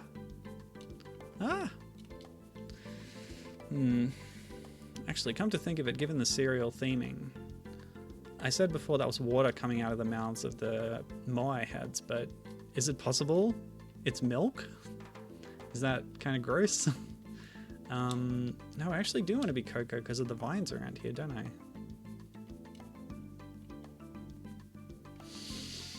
This is the problem. His jump is not great. And then you got to get over that. And then... Ugh. Okay, I defeated it, but its barrel hitbox killed me at the same time. That's kind of rough. Oh, I beat it this time. Great.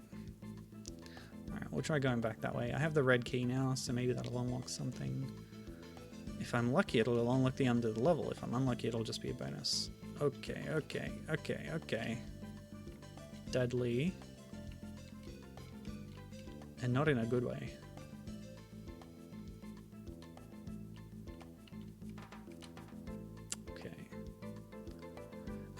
Yeah, so green onion checks. No, I'll avoid that actually. I don't like onion flavoring because when it's in that form, it's going to be like a flavor powder. I don't mind green onions when it's cooked into something. I don't like raw green onions. And I also don't like onion flavoring, so I would avoid the green onion checks. Tony's saying that in South Korea they did a poll for a new Chex flavor, and it was between chocolate and green onion. Well, one of those seems like a traditional breakfast cereal type. Okay, I think I've understood this now. The boxes actually give you 10 of your basic collectible of cereal. So they're like banana bunches in DKC, but you only need to get to 50 to get an extra one up, rather than 100. So there you go. I don't know if there's any way to restore your health, but if you get the iron, the wheat, and the bee, vitamin, you will get an extra life as well. Okay. Where to now? I guess backtracking. I don't want to try jumping off to the right in case there's a kill plane. So I'll go back this way. Are you kidding me?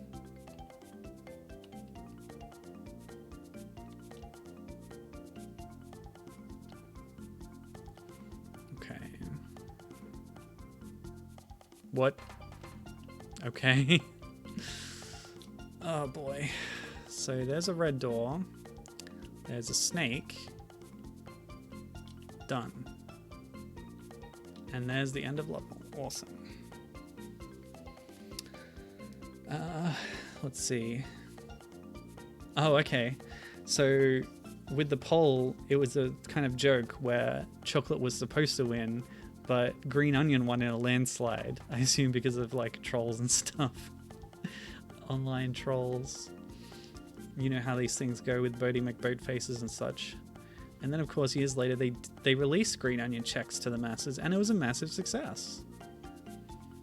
Gibbon asserts that she would try Green Onion checks. Well, you're welcome to it. I'm happy to let you do that and keep it far away from me. So here we are in our first snow level. Yeah, so hopefully there's no ice slipping mechanics. Looks like just another background for a bit of variety, really, but that's perfectly fine. There's not a whole lot of variation in enemies between worlds, but you know, it's okay. You got to remember this is a budget game, and for a serial tie-in that's clearly low budget, I think this is actually not bad. Like, it's perfectly cromulent as a video game, and assuming they were giving it away free with packets of cereal, then you can't complain about the price. If you're eating your Cocoa Pops anyway, you get a free little Donkey Kong Country style platformer. I think that's pretty dang cool. It's like commissioning, giving away a game for free. That's a real cool move by Kellogg's.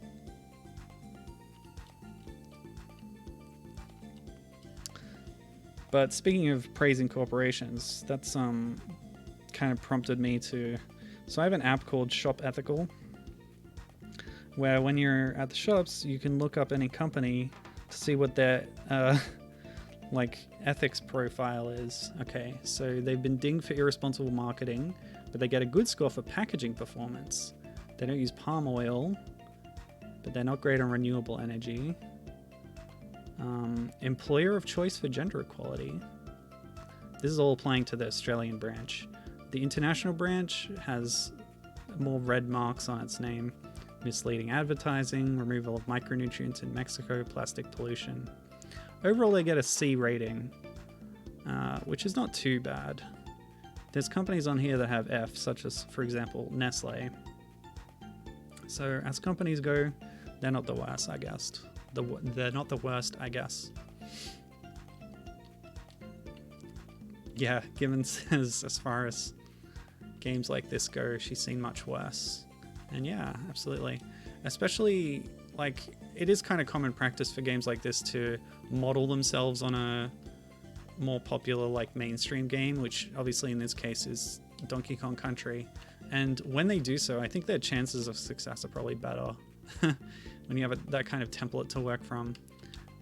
Let's go back to Tony as the default, because he's better at jumping. It's always better to play as him in this game, I think. And we're unlikely to see more vines in the snow area.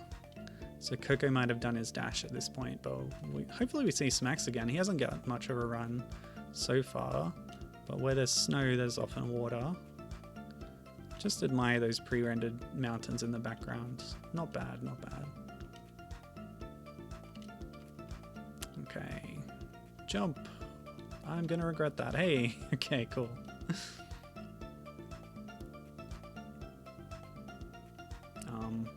Are they coming back?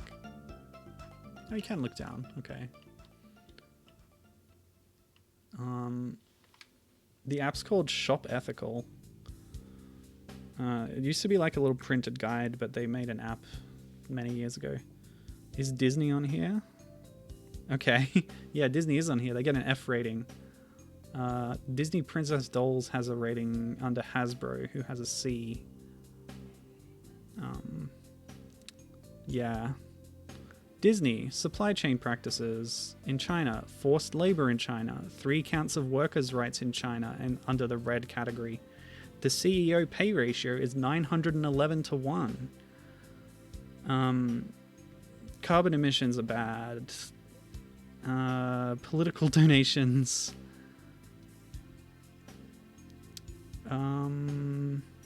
Yes, lots of them. So that's a kind of corruption thing. They score highly on the Corporate Equality Index.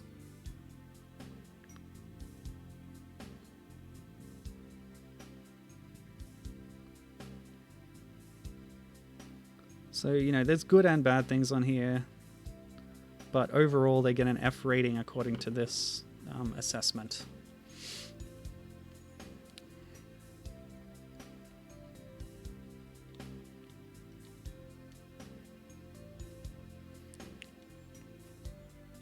Okay, what am I doing? I went up that way and got a blue key, and now I'm gonna go this way. And there's a blue door, perfect. And there's the ending. Oh, wonderful. There's your gamer intuitions being rewarded instantly. That's great. Good feeling. Disney honestly probably isn't that bad. They sure love their PR. Yeah. Yeah. What? So Tony said, Awesome Possum kicks Dr. Machino's butt, would like a word. I have no idea what that means. Is that a video game? What the heck? Okay, he's our next boss. It's a rhino guy. Nice. Has rhino proportions, but standing upright. That's very funny to see. This looks like we're going to need to wait for him to charge, avoid it, and then hit him while he's tired. Okay. Yeah. Pretty easy to avoid, honestly.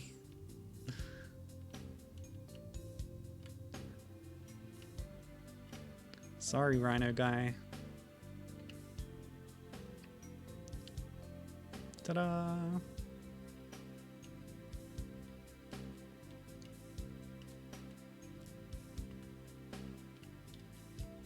Oh yeah. Disney did donate a lot to that anti-gay thing, didn't they? As Tony's saying, political donations got him in trouble over gay people. Really wish the CEO got fired over that. Yeah, it's not so easy. So Awesome Possum is a Sonic knockoff. It's bad. Sounds great. I've been meaning to play some Sonic knockoffs and some Sonic games. In fact, I will exclusively reveal. I've got a Discord server that Tony and Gibbon are in, where we play a retro game every month, chosen by one of the members. And it's my turn, and I think I'm going to pick a Sonic game. That's my exclusive sneak preview. I was tossing up between a few things, but whoa, okay.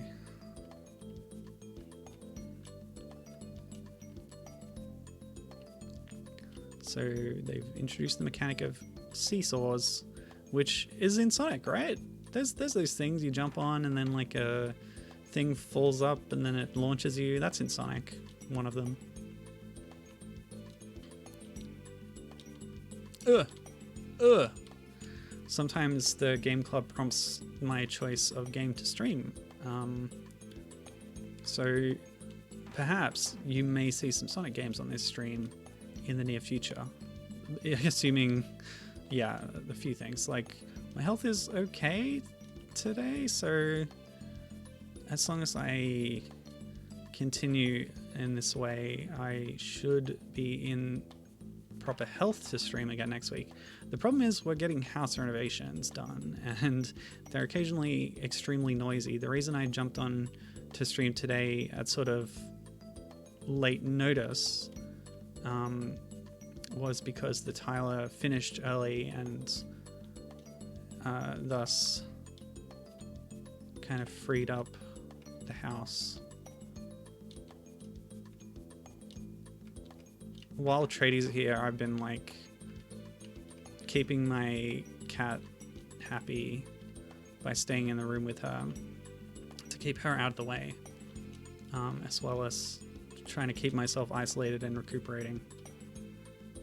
But yeah, depending on what they're doing on any given day, it's extremely noisy. So I'll have to sort of decide based on what they're doing on the day if I'm going to stream that day. I considered maybe doing weekend streams, but I don't know. I'll think about it. We'll see how we go.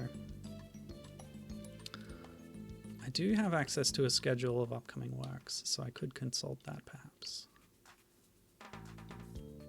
Oh, this is one of the Frosty Mountains tracks. That's appropriate while we're here. I have to figure out where to go.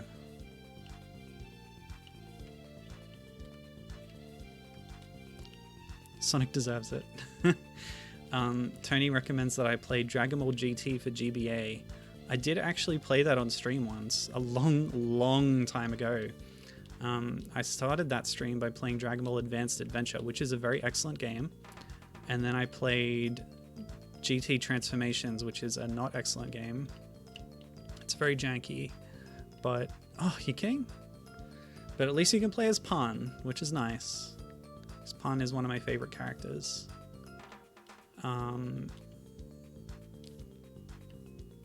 Yeah, but it's an incredibly janky game. It's a beat 'em up. Made by the same people as the Legacy of Goku series, and I would say that their action RPGs in the 3 Legacy of Goku entries are a lot better than their attempts at fighting games such as Taiketsu and beat 'em ups as in Transformations. I think it's Webfoot Technologies is the developer. All right, got a key. That's nice. Where do I take it? See, the problem now is that there's sort of, yeah, the like serial trails that are supposed to lead you on through the level. I've collected them and they stay collected between lives, so now I don't get those hints. Presumably I'm supposed to remember where I've been, but like, come on. Who can remember that kind of stuff? Certainly not me. Couldn't be me. And Smax is getting a go again. I was hoping that would happen. Tony says they rewatched GT a lot. It's quite fun. Yeah, I'm a fan of GT. And Tony also says that Pan is really cute in the new movie. Yeah, I haven't seen Superhero myself, but yeah, I've heard mixed things about it, but it does sound like it's got a sense of fun about it, which is nice. So if you're telling me it's good for Pan content too, then that might be nice. Ow. Oh, you're kidding. I did not read that guy's movements well enough, did I now? Also, sometimes when you restart the level, you restart... I guess you restart as whoever you were when you started on your last run. I don't know, whatever. Okay, I think I want to go this way. No! Where do I go? It's just a maze. Everything looks the same. Alright. So, over here and then down, because there's a dead end over there.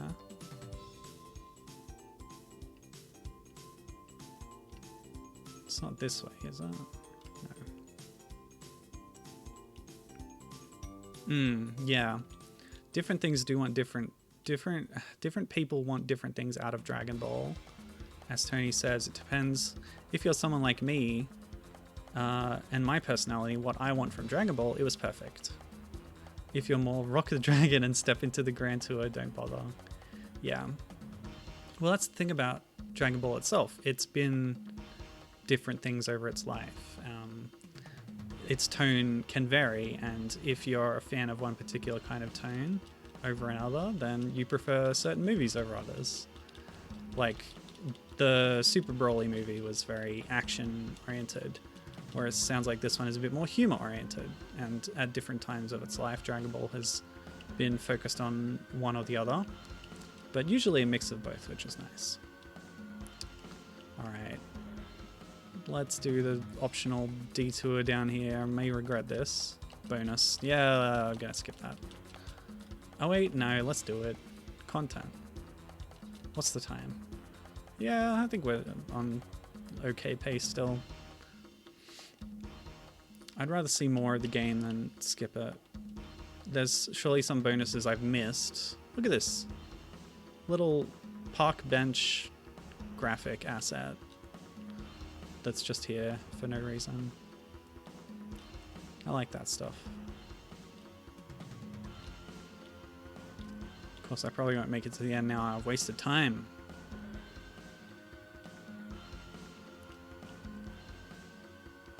But I'll try and get some one-ups as I go.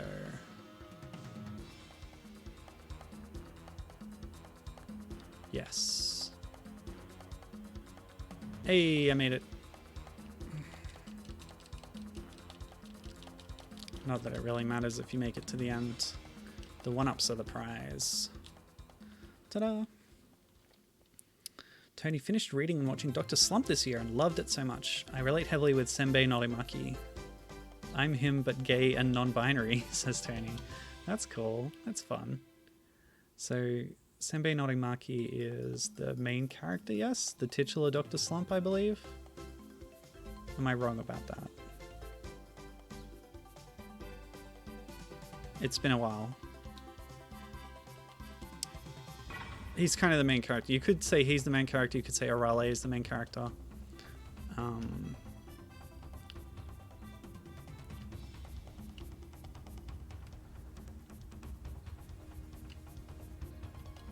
Well, I like that. Big leaf. That's cute. Okay.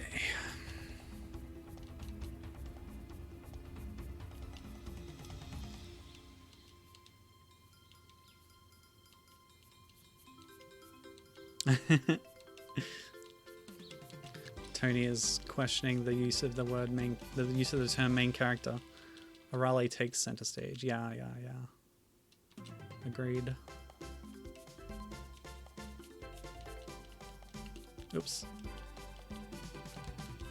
Ah! Oh, this is dangerous. Much like the water levels in DKC, can't really defend yourself much. There's no on guard around here. Ugh, please. Okay, well, I've missed a red key, so now I gotta go explore. I think I know where it is, too.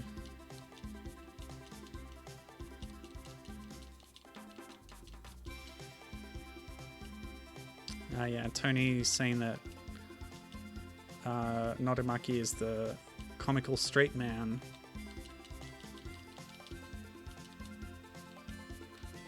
Yeah. He's kind of the central thing that the story is like built around. It's all about his family and his work. And then Arale is like his main creation. She's an android. Oh, shortcut. Okay. So I'm assuming the red key is over... Wait. Yeah, over here somewhere? Ugh. Oh, okay, there's more. Whoa, that's a hidden zone. Okay, that's cool. So I need a yellow key. Presumably the red key is behind the yellow key, but first a bonus. Okay.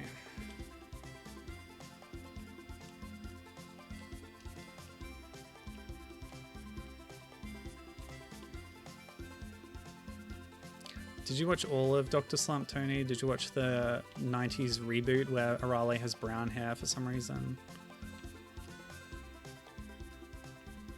I have a Dr. Slump game on DS, which I think is based on the reboot, which was around the same time as Dragon Ball GT.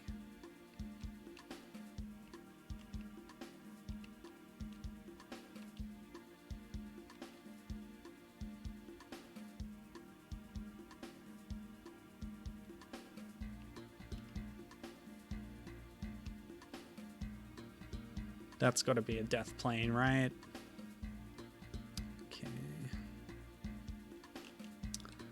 So we can't see what's behind the yellow door, but it means we're missing more stuff.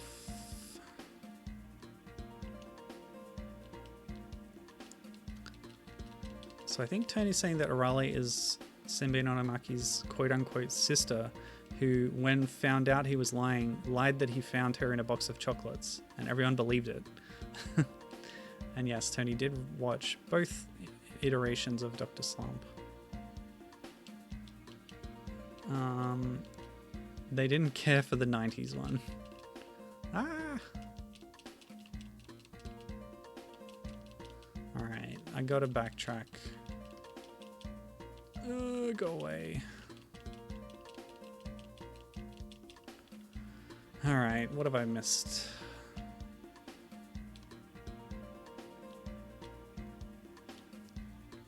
This was the start of the level. No? What? Oh, that's devious. Ugh. Those guys always have weird hitboxes. I think if you hit them while you're jumping, it's no good. So you just had to go left at the start. That's a classic platformer thing. Hiding secrets left of the start. But this is required progression hidden left at the start. Devious. Okay. So now that I have yellow key, I can go up here.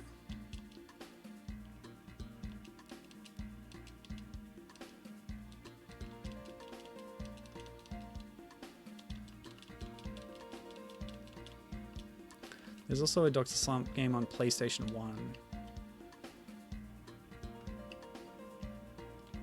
Although you can play as Arale in, what's it called? Dragon Ball Z Tenkaichi Budokai, or Budokai Tenkaichi 3.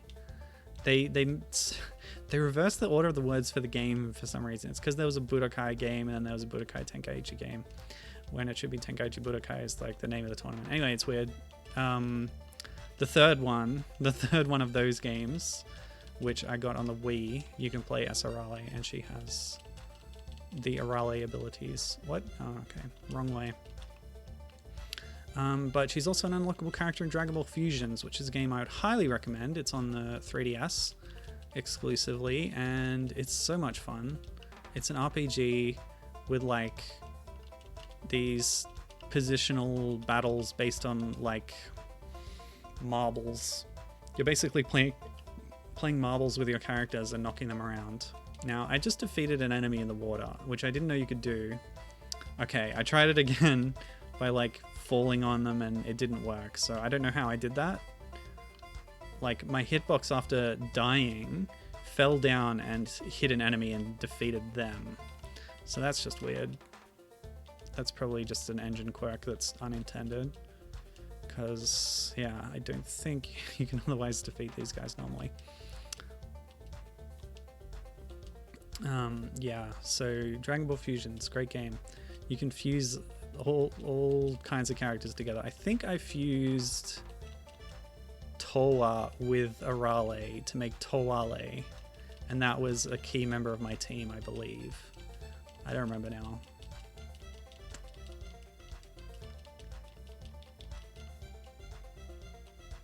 Towa, of course, is the time-traveling demon character from Xenoverse and Heroes and such. Dark Demon Realm mission. Oh boy. She's in the Xeno era. Ah, okay. Which is an era of Dragon Ball I'm fond of. Even if the quality of storytelling is questionable in it. What storytelling there is basically just mashing your action figures together, which is fine. That's a valid way of doing something. Oh, okay, we beat the level. So Tony was saying... Oh, okay, that's fascinating. Tony says that the Dr. Slump reboot has the same creative team as GT. It also underperformed, but it did do better than GT. Yeah, I got tricked. Sparking Meteor is the Japanese name for Budokai Tenkaichi series. Or yeah, Sparking Meteor is the third one. So Sparking is the first one, Sparking Neo is the second one, Sparking Meteor is the third one. Tony hates the localization so much. I also hate the replacement score, blah. The Japanese version is the show OST in the game. Fusions is so good and cute, I agree. Dragon Ball Heroes is so blah. It's valid to see SSG4 and SSGSS.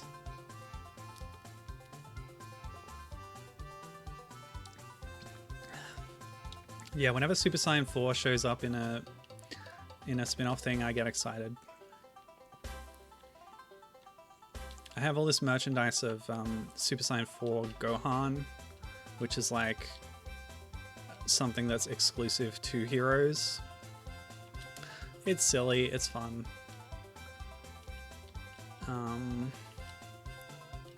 Oh, they're introducing a new concept at this late stage. I wonder what it is. I'll never know because those videos don't play properly. Oh boy. Is it about falling platforms? Probably not. I really wonder what it could be. I assume those spikes are going to kill me too. Oh man, really? Okay. Well, backtracking from here is going to be... Oh, yep. Never mind.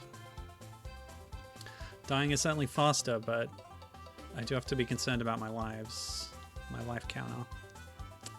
Alright, so we need to get the red key first.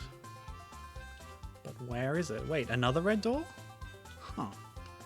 It's the first time there's been more than one of the same door in a level. What's this about?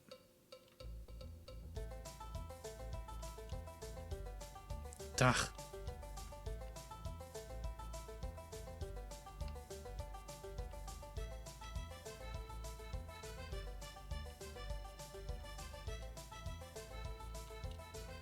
Oh.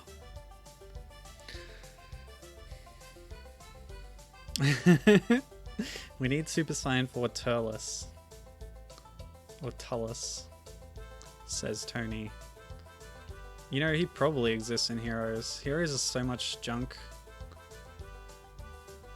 Although I do have a grudge against Heroes for having so many silly what-if transformations and still never giving Pan even Super Saiyan 1 transformation. She has no other forms at all, even in these silly spin-off media things. Let Pan be Super Saiyan, I say. That's my hashtag, that's my campaign.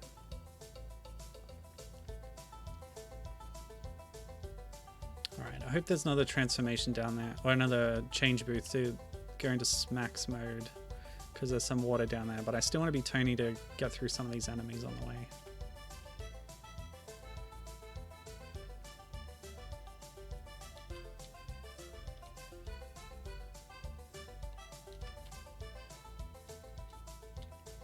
Okay, there's not, so I need to backtrack.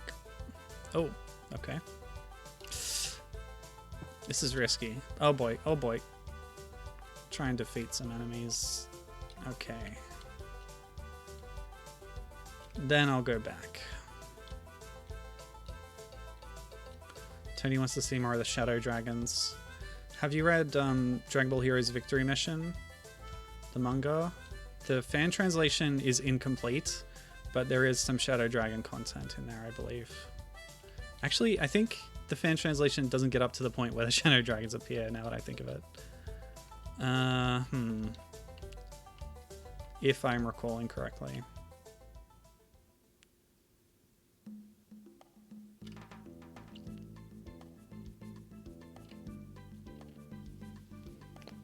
Well, okay, so Dark Smoke Shenlong appears in Victory Mission. Do the Shadow Dragons appear, though? I think they do later on, but not the part that's been fan translation. I think. Anyway, I'm a big fan of the Victory Mission manga. It was done by Toyotaro, who is Toy Ball, who did an old Dragon Ball fan manga called AF, and then got hired officially. And Victory Mission was like the first thing he did.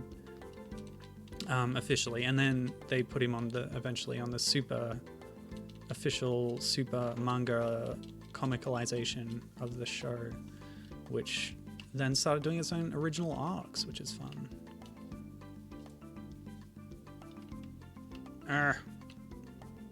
Oh, sod off. That sucks. Do I need smacks now? I'm going to assume not. I'm going to continue on as Tony. These levels are getting longer. Okay. Let's see. Tony says, I like that Heroes has Count Lucifer. That's a vampire from the second DB movie. He wanted to blow up the sun.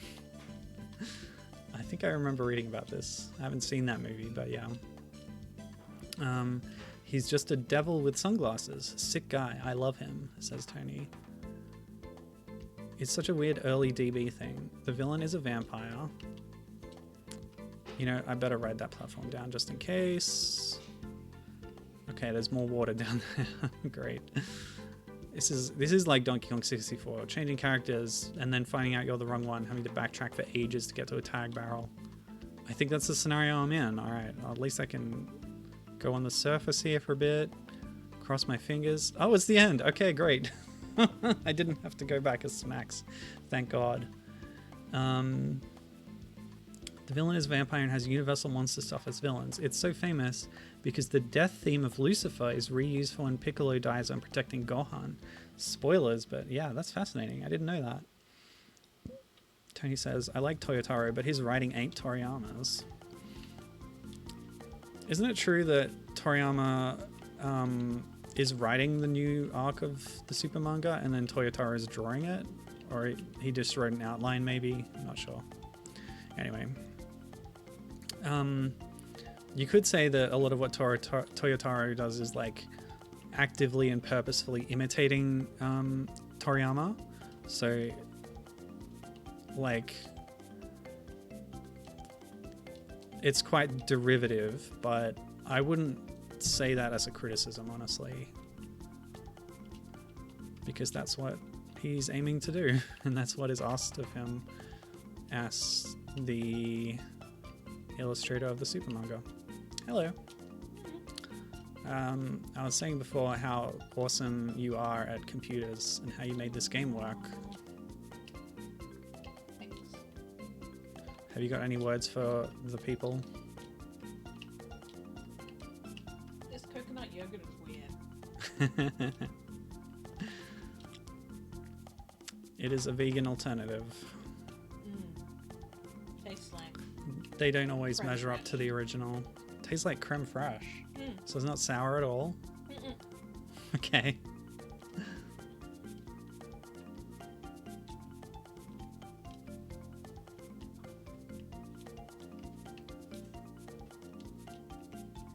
Red door, okay.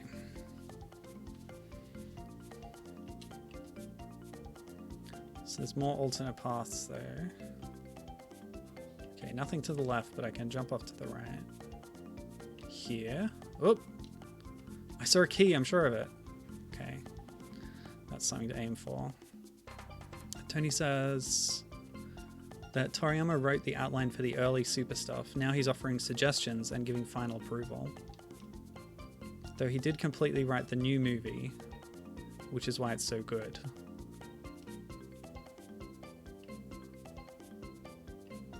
Huh.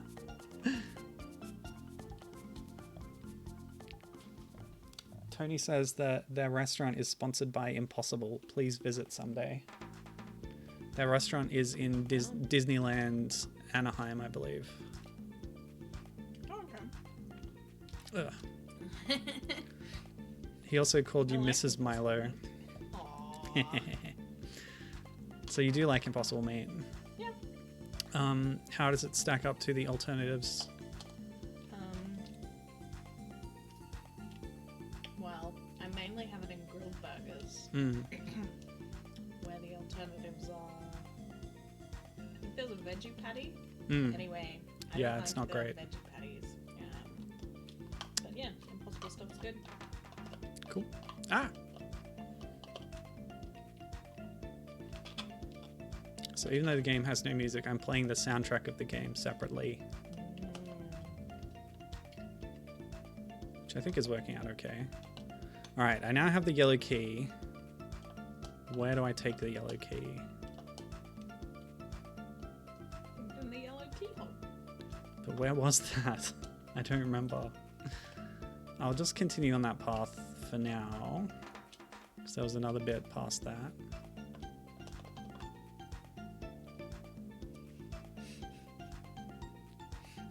A big meatball and a big spoon. Oh yeah, so they have an Ant-Man gimmick at that restaurant. Oh. Where there's large size serving receptacles to make it seem like you're small. So it's a big meatball in a big spoon. That's funny. I see. But it's impossible meatball.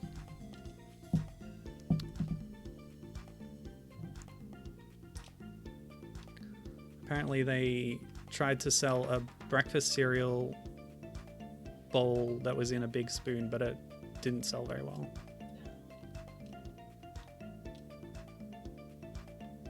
What are the spoons made of?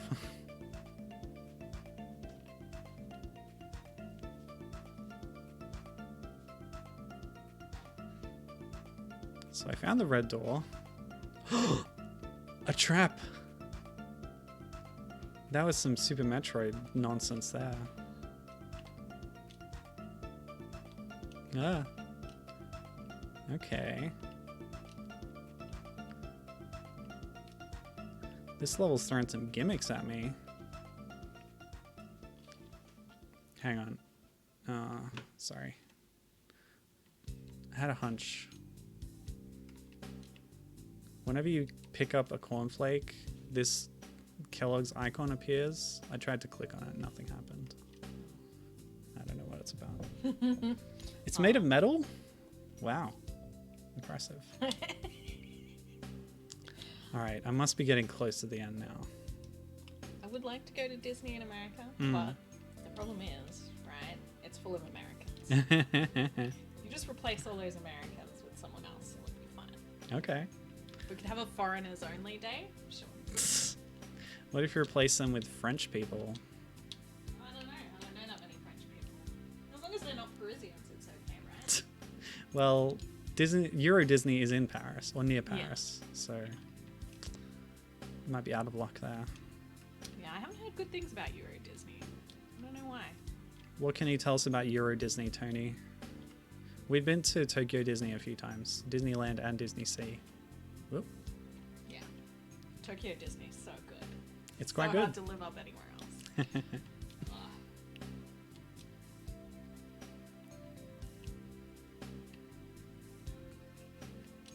Gibbon agrees.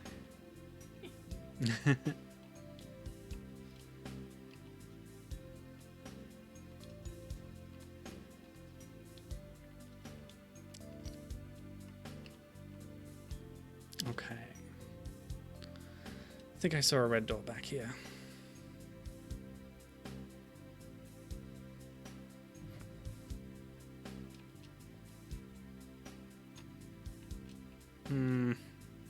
Jerks. Ow. So, oh well, I took out a lot of enemies. Euro Disney has an ass-second park, but an amazing Disneyland. Disneyland is the best in Anaheim. Okay, if you say so. Well, it's the only one that has a Tony working there.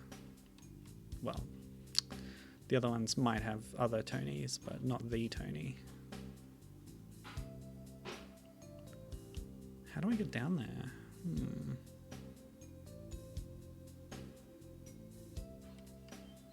That's tricky. All right. There's an alternate path.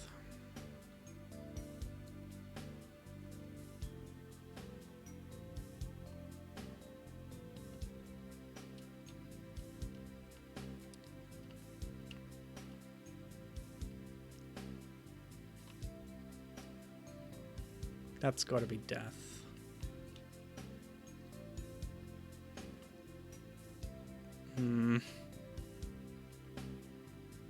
Yep. Pretty sure I fell down there earlier. Anyway. So down and left, maybe? No, because that's the death. Well, where was that other guy coming from? There was a hoppy guy. Right below spawn. What the heck? I don't know where else to go in this level. That's tricky. Tony says, our park is the best one, I feel, in many ways. It has the Tony, that's for sure, yeah. So there's the red door.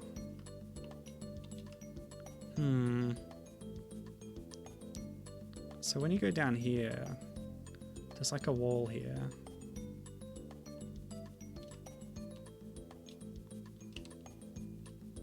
No invisible platforms, maybe? The other characters wouldn't help in this scenario. Oh! A hidden platform. I had a hunch. Hidden behind the tree. Clever. So that's easy. Red key just there. Takes you to yellow key. So then we go back to yellow door. I think this is my last life, so better make this count. Oh boy. Okay. Oh, no. Oh boy, oh boy, oh boy, oh boy. Oh, Nelly. This is the most dangerous part of the game so far. Okay, cool.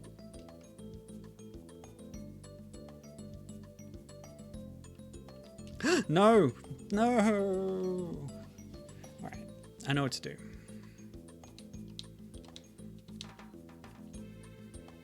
You can't stop me, Frosty Mountains.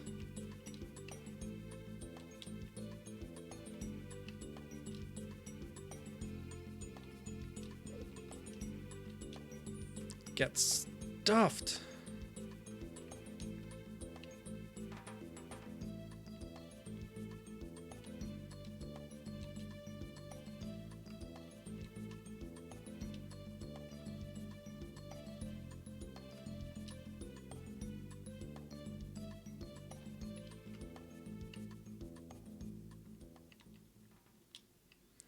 Tony, does your park have meet sessions with Max Goof?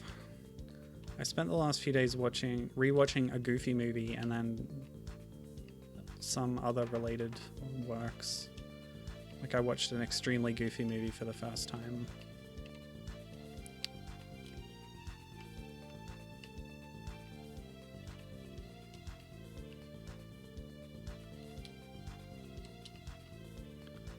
Ugh, nuts. And I read that he has been a costume character at the park sometimes.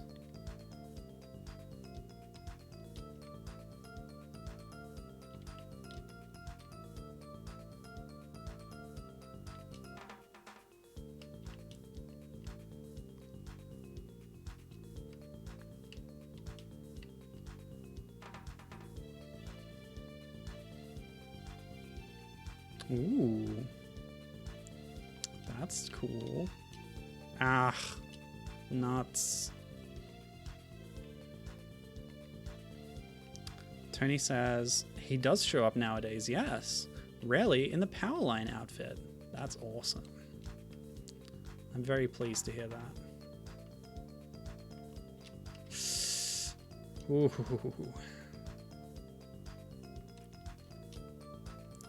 Invincibility, I better make this count. Let's go.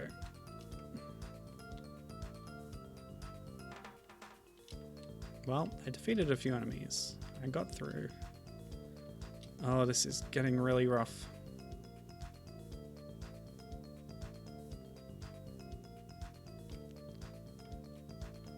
Okay, cool. No, my arch enemy. The guy with the wonky hitbox. Another one. Guarding the blue key. Oh, no.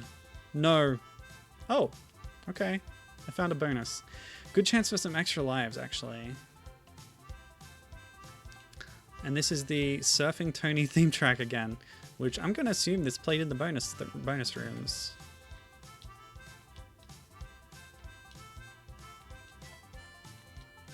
Wait, those boxes only gave me 5. Weren't they giving me 10 before?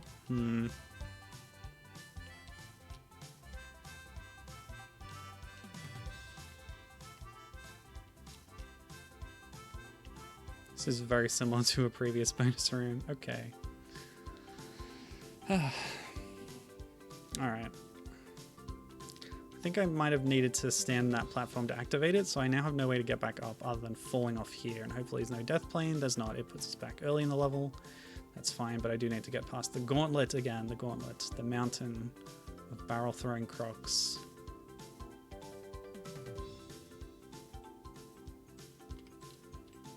With flying crocs. Along for the ride. Oh my gosh. Oh my gosh. That sucks. That's really bad. Okay. Another few chances. But I should have all the keys now. It's the lack of checkpoints that really gets me. I think changing rooms should be checkpoints as well. So you'd respawn back there.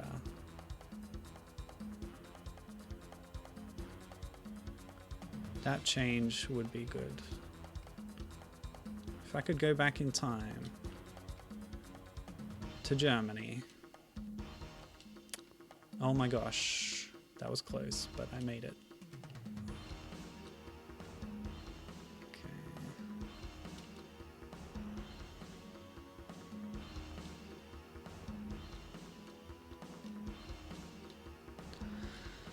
Okay.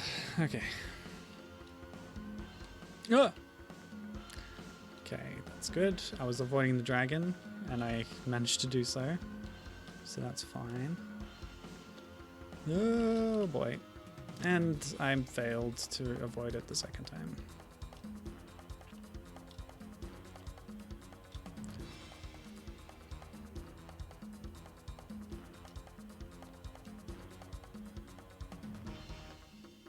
Gotta be like super careful now. So that was the blue key and the bonus. This is all new. You gotta be careful about those. If you're just bopping on them as they pull out a barrel, the barrel hitbox can intersect with yours and damage you. Okay, okay. Barrels are fun. Indeed, indeed, Tony.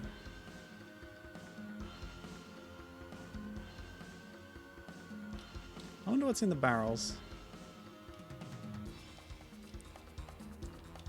Like, are the crocs stealing cereal or something? Maybe they're stuffed with cornflakes. But then they're throwing them at me, so it's counterproductive. Alright, left or right? Let's go left. Stop it. The ending track, we've looped around again. Oh, no. Wait, did I not take damage? That's weird. I had 1 heart the whole time, right? Get stuffed, my friend. Oh no, oh no. That was scary. I'm gonna check what's over to the right.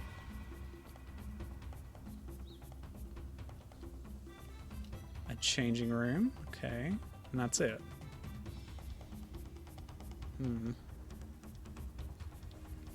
Why would you want to change at this altitude?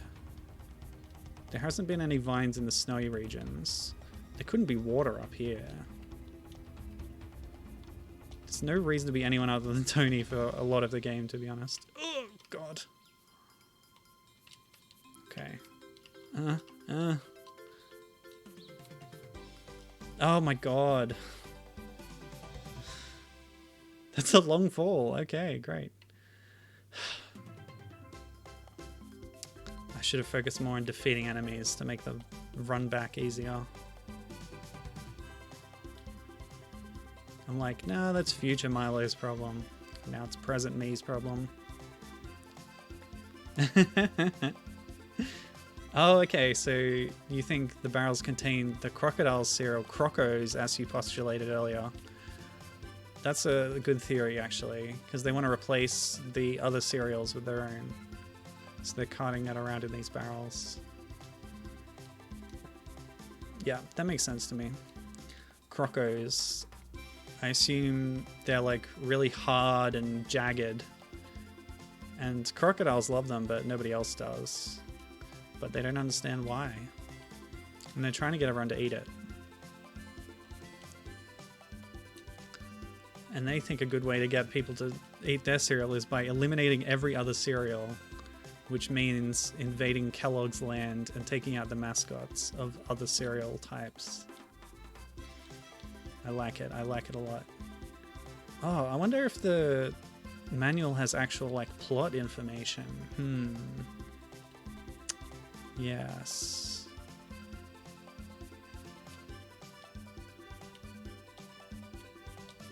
That might be worth looking into.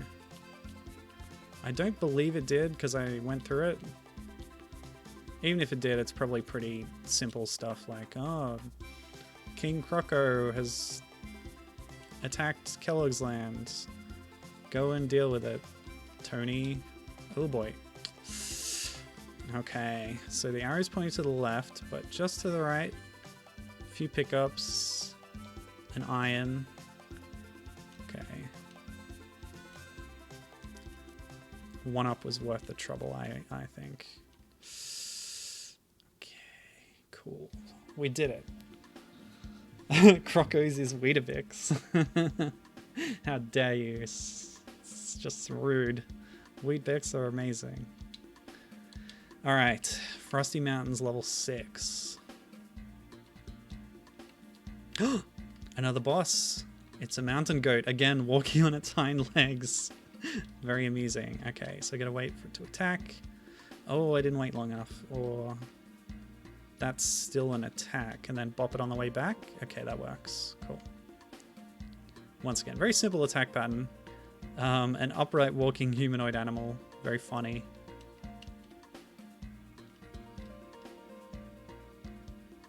So each zone has its own boss, and then King Croco is going to be the last boss, I guess. Wonder if there'll be more levels after this one. We'll find out.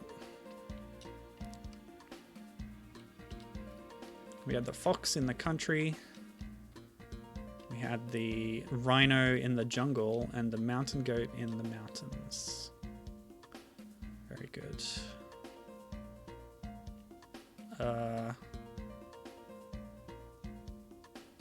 Leap of faith time. Okay, cool. A few quick one-ups. Oh, more enemies? Usually a boss level spits you straight to the end. Okay.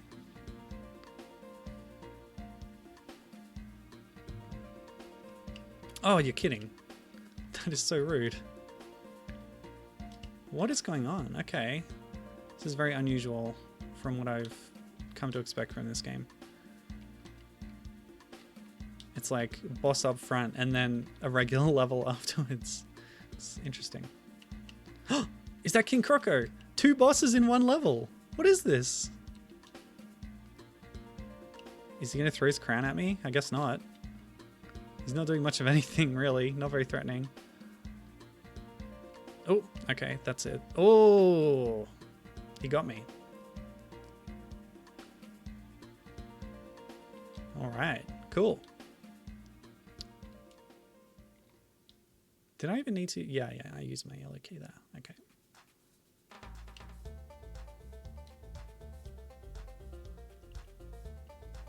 Yeah, it's him. It's the King K. Rool wannabe. Or even the Dr. Wani wannabe. The villain from the Frogger, the middle tier Frogger games. Not tier, middle era Frogger games. Was it Dr. Wani? Anyway, yeah. There's like a evil crocodile in those as well. This one is more crocodilian in body shape, I would say, compared to King K. Rool. Yeah, he definitely does have a name in the manual that I recall seeing. I'll check that out again after I finish up here. But yeah, I'm glad this actually reasonably well fitted into a normal stream time slot. So thanks for joining me. It's been a lot of fun having people in chat with this very silly game. But yeah, I hope like me you've come to appreciate that it's at least decent. Alright, so that's just a short path, and then, yeah, crocodile man over there. So it's just him and me now. Let's go. Bop. I'm not sure which bit of his animation is him attacking. I would assume that is an attack, but I could sometimes damage him during that. I don't really know. Like a lot of these bosses, it's a bit unclear. But that's okay. Oop. This is really unique. Like, in so many platformer games, fighting a boss locks you into an arena, but there's a whole level here that we can explore while he stays here. And I can leave this fight and go somewhere else in the level to get some more collectibles. It's pretty fascinating. And it would be useful if any of the collectibles restored your health, but they don't. Oh well. Yeah, pretty cool. That's literally something I've never seen before in a 2D platformer, so it's always fun when a game can surprise you like that. Well, Tony responds, silly, you mean art? Absolutely, all games are art, particularly this one. So, level geschafft. It kicks us back to the main menu. I assume the ending video was supposed to play there. You can view the credits freely, which again, might as well just load those up. Midway Kenda. So we can again see some of the people involved. Yeah. You can read these, I assume, so yeah.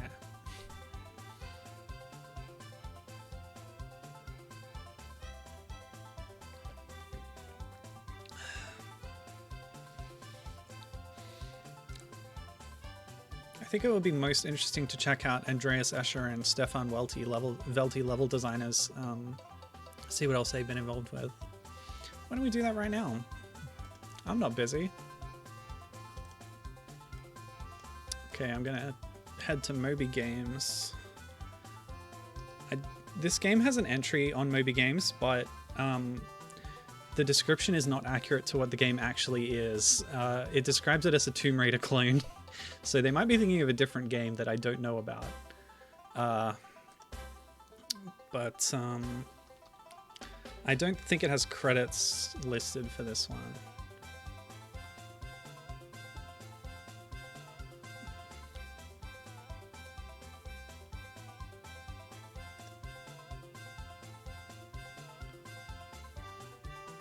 Yeah, it says it's a 3D platformer. But it also says that there are 3 worlds, a corn country, rainforest, and frosty mountain with 6 levels each. So that part of the description is accurate. I might need to try and submit an edit to this. But I'll just do a quick search here for Andreas Escher. Because the only credit they have is for Rudolf Stemper for music.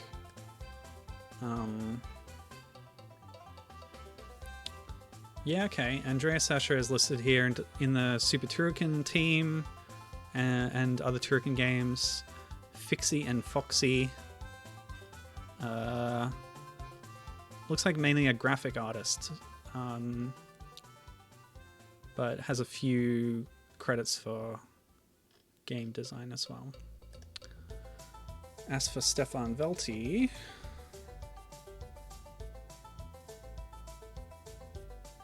yeah, Gibbon has been trying to get some information corrected on Moby Games, and it's a process that has been arduous, unfortunately.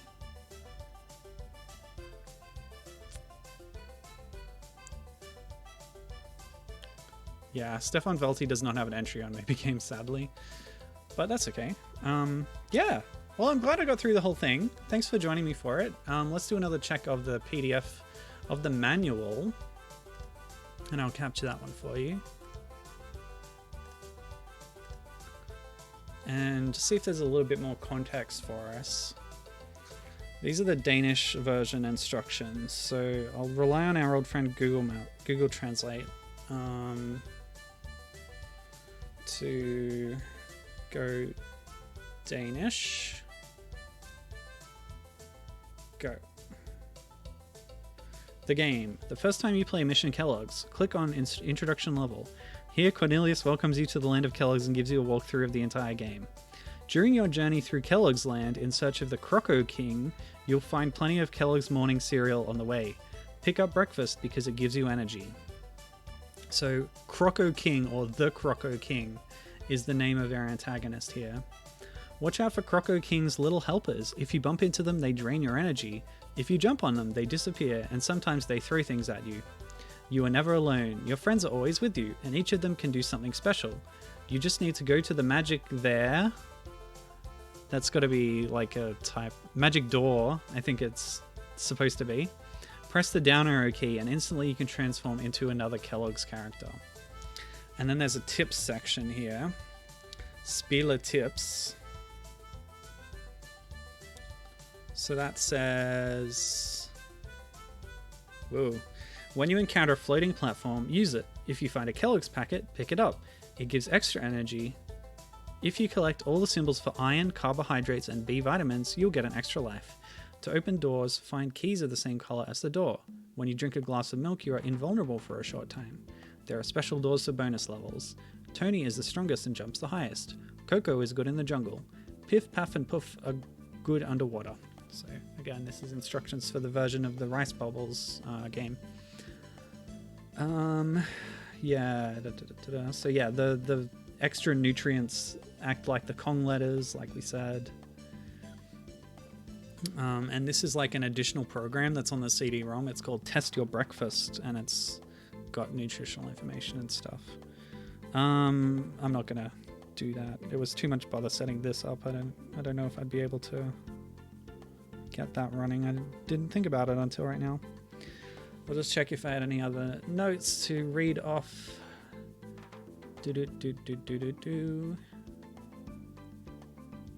Nope, I covered everything I wanted to. So yeah, that was really cool.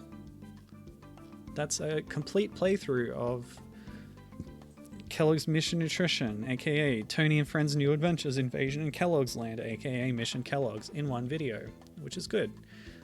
Sad I couldn't get the sound working, but that's okay.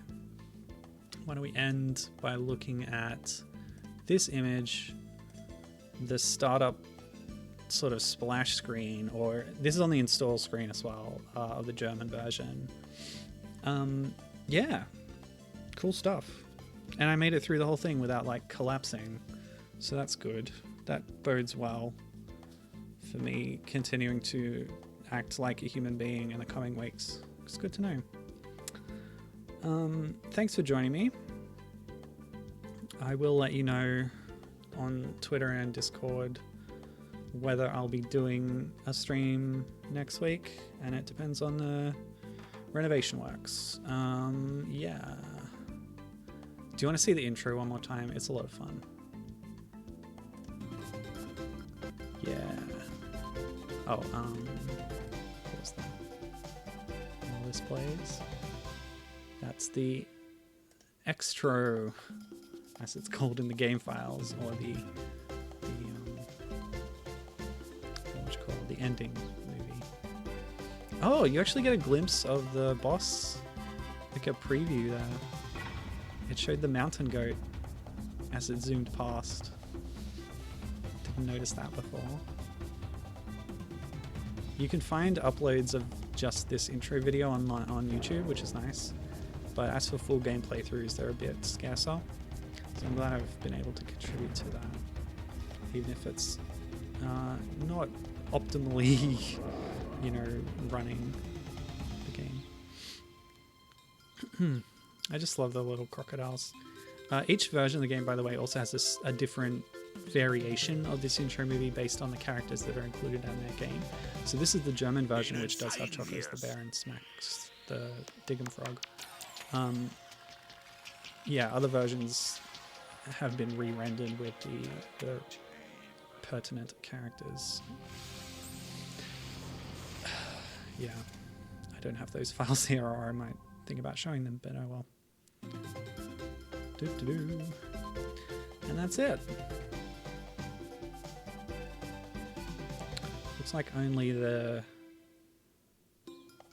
thing was thing. That wasn't playing the whole time, was it? No, it only plays when you... have it on. Okay. Oh, what a hassle. Thanks for joining me. This game. I've been wanting to play it for a while, so I'm glad I was finally able to do it. And I hope you enjoyed watching. See you next time for probably Sonic games, like I said. Yeah, that'll be nice. Until then, have a good one. Stay safe.